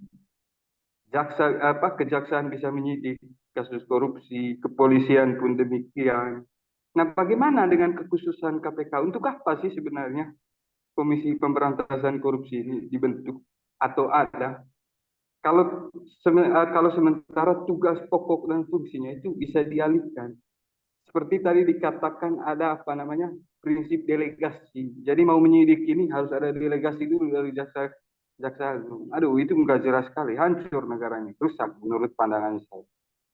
Jadi kalau mau konsisten tetap harus kembali ke pemerintah, dalam hari ini kepala negara. Dia harus betul-betul menetapkan. Nah, itu tadi kayak kasus besar yang sudah terjadi. Jadi ini bentuk ketidakpercayaan dari pemerintah terhadap KPK. Melalui kementeriannya datang ke kejaksaan. Sementara ini kan kasusnya korupsi yang seharusnya menjadi tugas pokok fungsinya KPK. Memang undang-undang tidak membatasi itu. Cuman sepanjang itu tidak dibatasi atau dipisahkan, saya rasa percuma. Saya setuju tadi pendapat atau masukan untuk memperkuat undang-undang pers dan undang-undang penyiaran. Karena ini sudah zamannya kan teknologi. Saya rasa itu sesuatu yang bagus di zaman teknologi yang semakin canggih seperti sekarang ini. Cuman maksud saya begini, siapa yang akan menjamin? Jangan sampai kita nanti gali lubang lagi. Nah, karena itu yang kita tidak mau. Nah, saya di sini sebenarnya karena Mas Bina ini seorang praktisi hukum, saya lihat seorang advokat juga. Saya menyoroti dari asas hukum. Apa pendapat Mas Bina terkait kekhususan KPK disorot dari asas lex specialis derogat legi generalis? Terima kasih. Ya, silakan Mas Bina. Iya, pertama saya setuju bahwa yang menjadi panglima untuk pemberantasan korupsi adalah presiden. Ya, bahwa presiden tidak punya misalnya ketentuan langsung ke KPK kemana-mana, itu iya.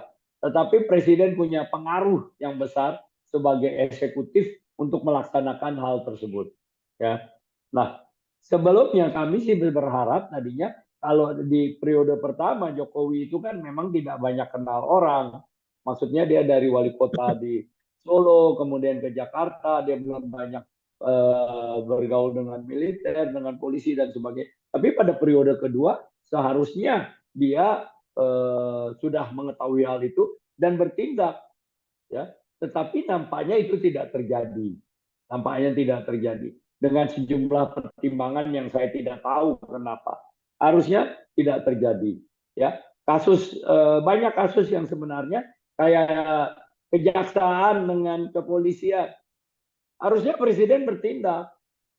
Khusus panggil ini, onopo iki, ya, damaikan, diumumkan. Nggak boleh ada yang saling antara lembaga hukum saling menjatuhkan, ya kan? Masing-masing punya kewenangan. Dan saya setuju mengenai presiden yang sebenarnya harus menjadi panglima hukum, ya. Nah, misalnya juga banyak kejadian, ya. Presiden suruh perintah Kapolri itu kasus Vina harus terungkap dalam waktu 2 minggu, ya, harus tegas begitu. Itu yang pertama.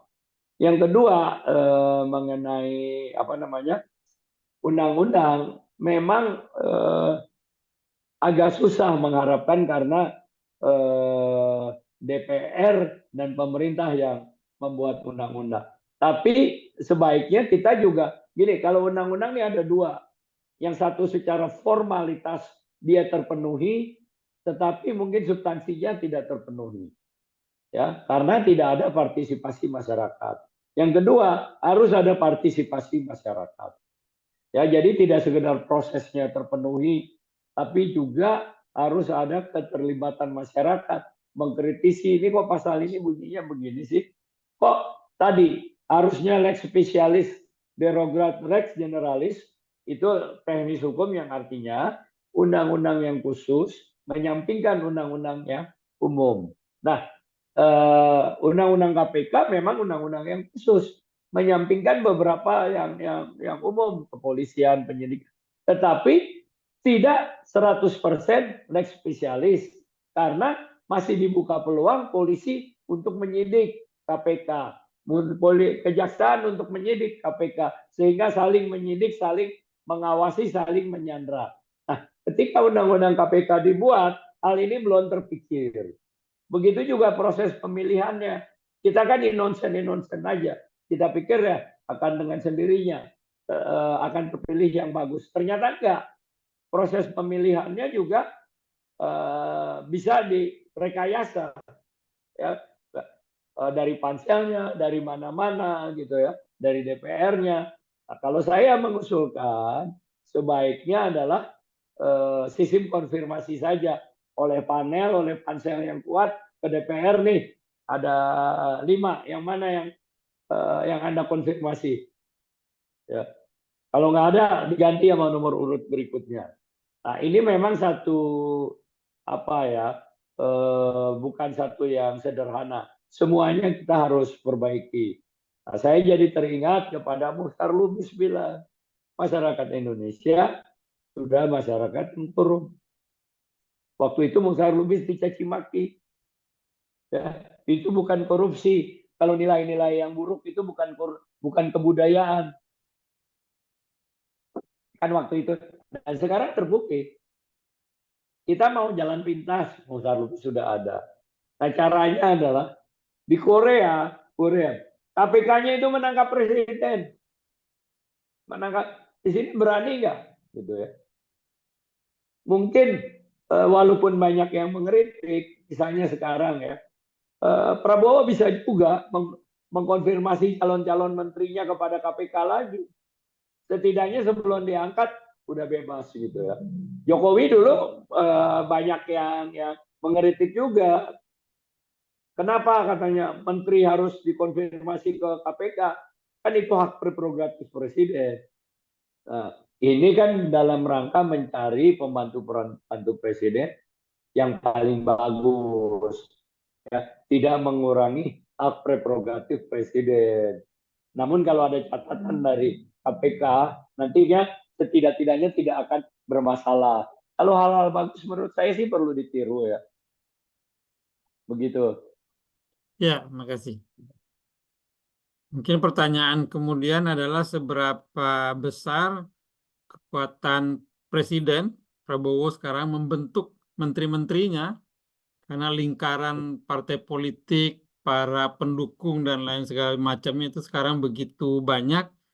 Dan saya kira seperti juga Pak Jokowi, Prabowo kebingungan memilih menteri-menterinya. Mungkin 60%, 70% menteri itu adalah menteri yang dia tidak bisa tolak gitu. Iya. Dan ya, spiritnya merangkul semuanya ya, Mas. Ya, karena spirit Pak Prabowo kan sama dengan Pak Jokowi ya, ingin menyenangkan semua orang supaya parlemen bisa dikuasai. Kan Prabowo mengaku muridnya Jokowi. Baik, ini Tami bicara lagi, silakan Tami. Ya. Ya, Bang, terima kasih. karena tadi sudah sedikit disinggung soal nama Prabowo ya calon presiden ke depan. Tapi sebelumnya tuh aku inget dulu zaman kita Soeharto ya masih kuliah itu. Bukan coba compare sih. Misalnya kan undang-undang yang sangat mengikat itu undang-undang subversif ya. Itu kan ngekang semua gitu. Cuma Soeharto kan kalau misalnya ada sesuatu yang dia bisa langsung cepet juga dia bergerak terhadap kritik. Dalam arti kata dia peka hati ya. Masih ada kepekaan hati terhadap kritik. Kalau ada sesuatu dia akan panggil tuh misalnya soal kritik ekonomi, maka dipanggillah misalnya Sumitro soal hal-hal tertentu. Tapi dan pasti dia akan buat statement yang akan menegasikan itu. Tapi kalau yang sekarang itu ya, mohon maaf, aku bilang presiden nggak tahu budak atau apa gitu ya. Kita dengan segala macam akademisi atau apa, atau dia tuh budak atau apa, itu aku juga bingung gitu loh. Ini sindrom apa yang terjadi. Dalam beberapa bulan terakhir ini seperti halnya kejar tayang. Kejar tayang dalam arti kata siasat-siasat cunning. Cunning itu bahasa Indonesianya CULAS gitu ya. Jadi dia mau magarin semua supaya aman tuh nanti. Keluarlah undang-undang ini, itu, mau revisi ini, itu yang kita tahu bahwa semuanya itu akan mengamankan kekuasaan.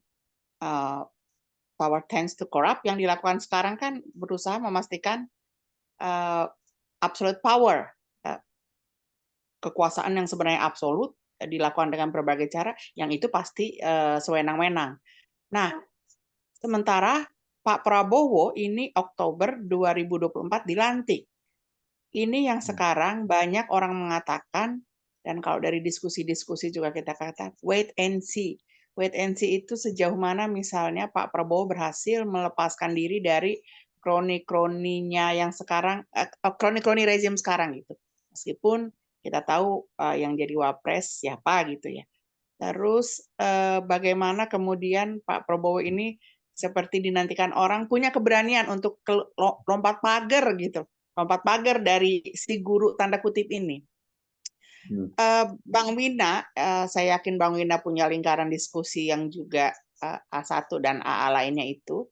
Bagaimana melihat potensi kepemimpinan ke depan ini? Apakah Indonesia masih punya harapan dalam berbagai bidang? Utamanya kita mulai ya dari penataan aturan, hukum, regulasi, balik lagi ke kedaulatan rakyat yang sesungguhnya, dan hal-hal yang paling prinsip untuk bisa kembali dijaga seperti semula. Bagaimana Bang Wina melihat harapan ke depan ini? Makasih ya Bang. Ya, silakan. Ya, ini kayak pertanyaan disertasi aja ini. Jadi kan sebenarnya sejak reformasi kita sudah membangun institusi-institusi yang diperlukan. Misalnya ada Mahkamah Konstitusi. Salah satu tugas Mahkamah Konstitusi adalah menjaga kemurnian konstitusi.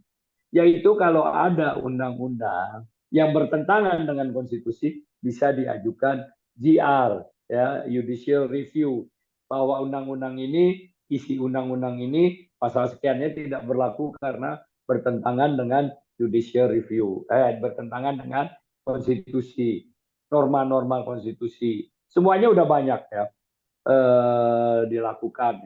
Tetapi nyatanya ya kita masih seperti ini.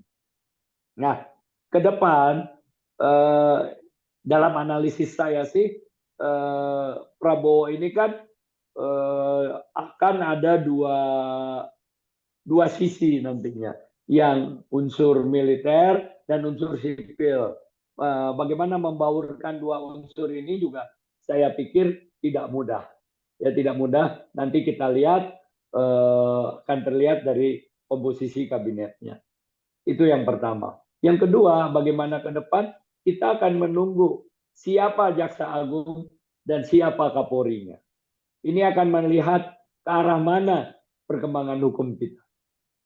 Kita tahu waktu Jaksa Agungnya dari partai, itu orang-orang partai bukan saja orang-orang partai terlindungi dari masalah hukum, tetapi juga dijadikan senjata untuk memperbesar partai tersebut, ya kan?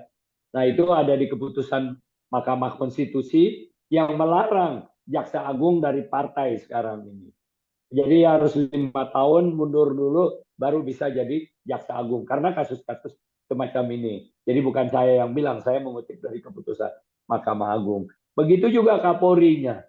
Kita akan lihat Kapolri siapa yang akan dipilih. Apakah person yang memang mempunyai integritas kuat, ya, yang dia berani, macam Hugeng gitu ya. Kan konon kabarnya ada olok-olok, Bung Elsa hanya ada 3 polisi yang jujur katanya ya. Apa aja tuh Bung Elsa? Pak Hugeng, polisi tidur, sama pos polisi ya. Di luar itu kita susah mencari polisi. Ketika saya membela polisi, saya mengatakan masih banyak polisi yang baik. Diprotes saya. Bukan masih banyak. Nggak banyak mereka bilang. Ada polisi yang baik. Tapi nggak banyak. Ya terserah lah. Tapi akan menjadi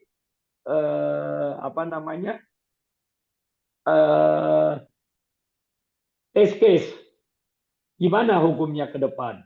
Artinya hukum keamanan dan ketertiban. Tapi kalau dalam hal pertahanan negara, saya percaya di bawah Prabowo Indonesia akan diperkuat pertahanannya. Karena Prabowo dari unsur militer ya, dan punya pengalaman sebagai pelaku.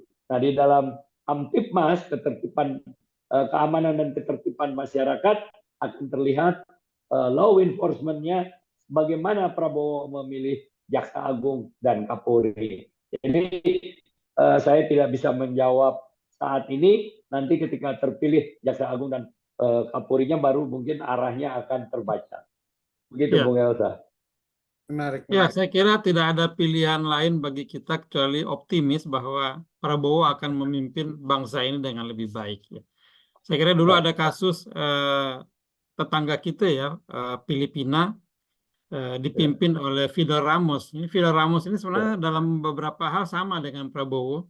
Dia seorang militer yang juga terlibat dalam pembunuhan HAM di masa Marcos, tangan kanan Marcos, orang yang kejam. Tapi kemudian berbalik arah, dia mendukung revolusi Aquino, kemudian berada di belakang Kori. Ketika dia terpilih jadi presiden, orang-orang juga pesimis apakah Fidel Ramos akan membawa Filipina ke arah demokrasi dan pemberantasan korupsi. Dan ternyata Fidel Ramos sukses memimpin Filipina 7 tahun. Mudah-mudahan dia sukses karena pesimisme itu, Mas. Iya, ya mudah-mudahan Prabowo juga dapat hidayah loh, gitu. Kesamaan dengan Prabowo itu karena dia dukung Jokowi. Ini ada satu lagi nih, Mas Rusdi Sulaiman, silakan ya. Terakhir saya kira. Ya, terakhir. Silakan Mas Rusdi. Ya. Terima kasih. Saya ada saya kira perlu juga. Halo. Saya kira perlu juga diimbangi dengan penjelasan tentang self-criticism. KPK juga mestinya juga harus memperhatikan kritik yang selama 20 tahun ini dimunculkan orang. Mungkin karena itulah dulu kan pernah istilah ada corruption fight back ya, koruptor kembali menyerang. Itu kan bukan juga omong kosong. Peringatan itu bagi KPK bukan jadi omong kosong. Karena itu Denny Indrayana misalnya nulis satu buku bagaimana perbaikan KPK dari sudut kebudayaan, institusi, dan seterusnya itu. Maksud saya adalah untuk ke depan, entah Prabowo, entah siapa, self-criticism itu mestinya menjadi satu konsep baru untuk memperbaiki KPK. Itu satu. Kedua, ini mungkin pertanyaan ilmiah lah ini, sok-sok ilmiah. Studi-studi korupsi mengatakan, saya kira ini jurnal dalam waktu 10 tahun terakhir, itu sistem common law itu jauh lebih tidak koruptif daripada sistem civil law ya. Jadi jadi entah hukum acaranya, ini mungkin Pak pasti tahu orang-orang hukum positif ya. Jadi maksudnya sistem common law itu agak lebih meminimalisir koruptor itu daripada sistem civil law. Sebab di sistem civil law itu tidak ada 2 alat bukti. Misal ini ya di KUH kita 2 alat bukti tidak ada, itu sudah nggak bisa. Karena itu KPK kan pernah juga kecewa dulu. Kami ini sendiri sudah kami tuntut tapi kok hakimnya beri yang rendah-rendah. Untung waktu itu masih ada Artijo Alkostar. Kalau sekarang sudah wafat, ya KPK juga sama seperti kita ini. Wah, ini udahlah masyarakat. Tidak ada. Sudahlah ininya. Misalnya mantan komisioner KPK pun malah menjadi pengacara. Misalnya mantan iparnya menantunya Cak Nur, Mas Chandra Hamzah sudah menjadi pengacara untuk beberapa koruptor. Kemudian beberapa jadi maksud saya ini Febri juga. Iya begitu. Ya itu satu. Kedua, juga secara material saya pernah tanyakan ini sama TIA ya, Mas Dedang Tirta Songko, TIA ini dalam dunia internasional. Itu kenapa KPK yang kita anggap dari buah reformasi tidak pernah menuntut hukuman mati. Tetapi extraordinary crime seperti terorisme sudah banyak yang meninggal di negeri ini. Narkoba, extraordinary crime sudah banyak mati. Tak satu pun koruptor itu ada yang meninggal di sini. Dituntut KPK pun nggak pernah. Apa jawaban Mas Dedang Tirta Songko? Karena dia nggak bisa kerjasama dengan dunia internasional. Kita nggak bisa hidup tanpa HAM gitu. Dengan demikian, pertanyaan berikutnya adalah kita ini sebenarnya tidak punya jaringan internasional. Bambang Wijoyanto itu berulang kali dia mengatakan musuh terbesar KPK itu oligarki. Kita sepakat yang kaya di negeri ini duitnya ke luar negeri, berarti yang memudahkan koruptor masuk ke situ kepentingan luar negeri. Saya ini di Kalimantan Barat, tambang segala macam ini orang-orang luar, yang kaya yang punya izin itu. Karena itu betul sekali saya kira Mas Hanik itu. Seperti diperingatkan oleh Mokhtar Pabo Tinggi, kira-kira 15 tahun yang lalu, dalam kata pengantarnya untuk Saldi Isra, epicentrum korupsi itu ada di politik, yaitu di legislatif itu. Betul itu, tapi kan mereka cuma memberikan lisensi. Duitnya ke luar negeri semua. Orang luar negeri lah yang mempermudah ini semua ini. Duitnya kan ke sana semua ini. Karena itu siapa itu yang menghitung duit koruptor nasionalis di UGM itu, aduh lupa saya. Oke, itu yang berikutnya. Bukan maksudnya, masih akan dipukat ya. Ada yang menghitung berapa gaji orang. Apakah mungkin bicara soal korupsi kalau gajinya masih $2-3 kira-kira begitu? Atau duit ini kemana duit ini? Atau beban pembuktian berbalik ya? Jadi zaman Pak Harudin Lopa. Untung ada Pak Harudin Lopa dulu di Jaksa kan. Jadi masih ada juga ini sedikit-sedikit ini. Nah, jadi kira-kira kita perlu kritis yang sangat kuat, kemudian filosofi yang bagus. Saya kira ini mesti juga kita pikirkan bersama ya, seperti orang Mas ini, kemudian ini harus berdengar kepada kita. Nggak bisa ini. Kan dari dulu Sacipto Raharjo sudah bilang ini kan kita butuh extraordinary ini ya, penanganannya extraordinary karena dia memang kejahatan ya. Tapi KPK juga. Nah ini saya kira itu juga. Terima kasih. Assalamualaikum warahmatullahi wabarakatuh. Ya, terima kasih Mas Rusdi dari Kalimantan. Tapi bukan NU ya, NU Kalimantan ya. Banyak tambang di sini. Tambang. Oke. Ya, terima kasih Mas Rusdi. Silakan Mas Wina dijawab. Mungkin Anik ini sekaligus closing statement ya. Sekalian closing ya. Ya. Menarik terakhir. Kalau saya juga NU. Tapi nutup uban maksudnya. Oke. Baik. Ya. Tadi disinggung mengenai sistem hukum ya, common law sama civil law. Sebenarnya kalau kita komparatif itu masing-masing punya kekuatan dan kelemahan masing-masing. Ya.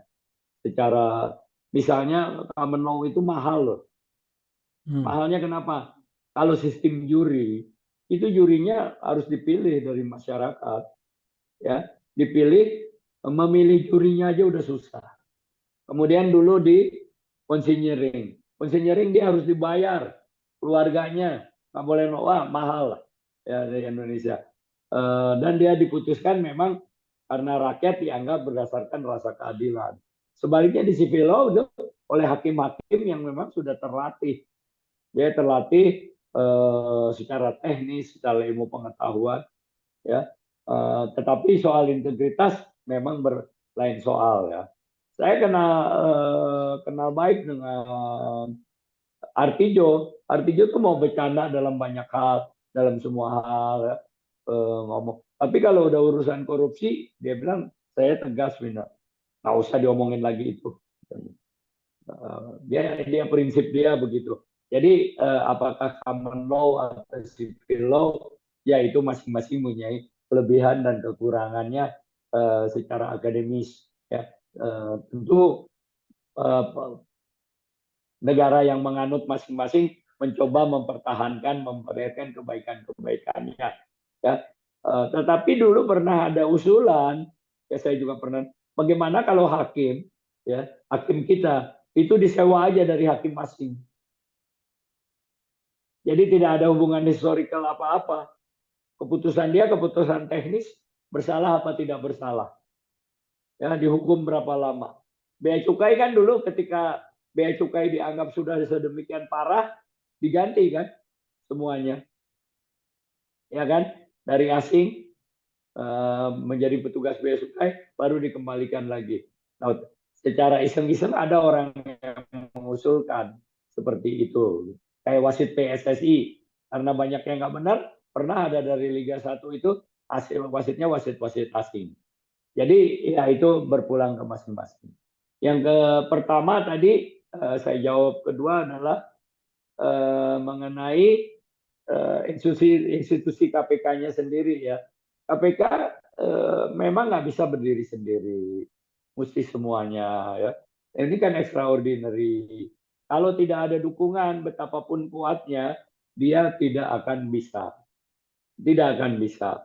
Nah, kemudian yang terakhir yang barangkali closing statement saya, bahwa kita menghadapi banyak masalah law enforcement, penegakan hukum, pemberantasan korupsi, kelemahan di banyak masalah, tetapi ini tidak boleh membuat kita menjadi fatalistis atau kita menjadi tidak berusaha. Pasti ada 1000 pintu menuju ke keadilan, 1000 pintu untuk menjadi penegakan hukum. Apalah artinya hukum tanpa moral, kata filosof gitu. Jadi kita harus terus membangun moral masyarakat untuk mengontrol KPK, membuat KPK menjadi bagus, mengontrol aparat penegak hukumnya, mengajukan usul, mengontrol pemerintahnya, mengontrol presidennya, mengontrol DPR-nya. Ini harus kita lakukan bersama-sama. Ya, kita tidak boleh berpendapat right or wrong is my wrong country. Kita nggak boleh demikian, tapi bagaimanapun kita harus membuat bangsa ini jauh lebih baik. Ya. Pengorbanan kita, perhatian kita, termasuk kritik-kritik kita adalah bagian dari kecintaan kita kepada bangsa dan negara ini, dan kita harus percaya pada suatu saat tercapai juga hal-hal yang kita impikan. Melalui cara apa? Tangan Tuhan yang akan nanti menunjuk. Demikian, saya pikir terima kasih. Kalau ada kata yang salah, mohon maaf. Kalau ada yang tersinggung, saya tidak bermaksud menyinggung, tetapi hanya berkata secara objektif saja. Terima kasih. Wassalamualaikum warahmatullahi wabarakatuh. Waalaikumsalam. Demikian pertemuan kita malam ini. Kita tutup dengan menonton bumper. Atau Anik mau menambahkan? Cukup Mas. Cukup ya. Keren, diskusi yang keren. Ya. Silakan diputar bumper. Kalau boleh Pak Ansa sedikit saya tambahkan, boleh?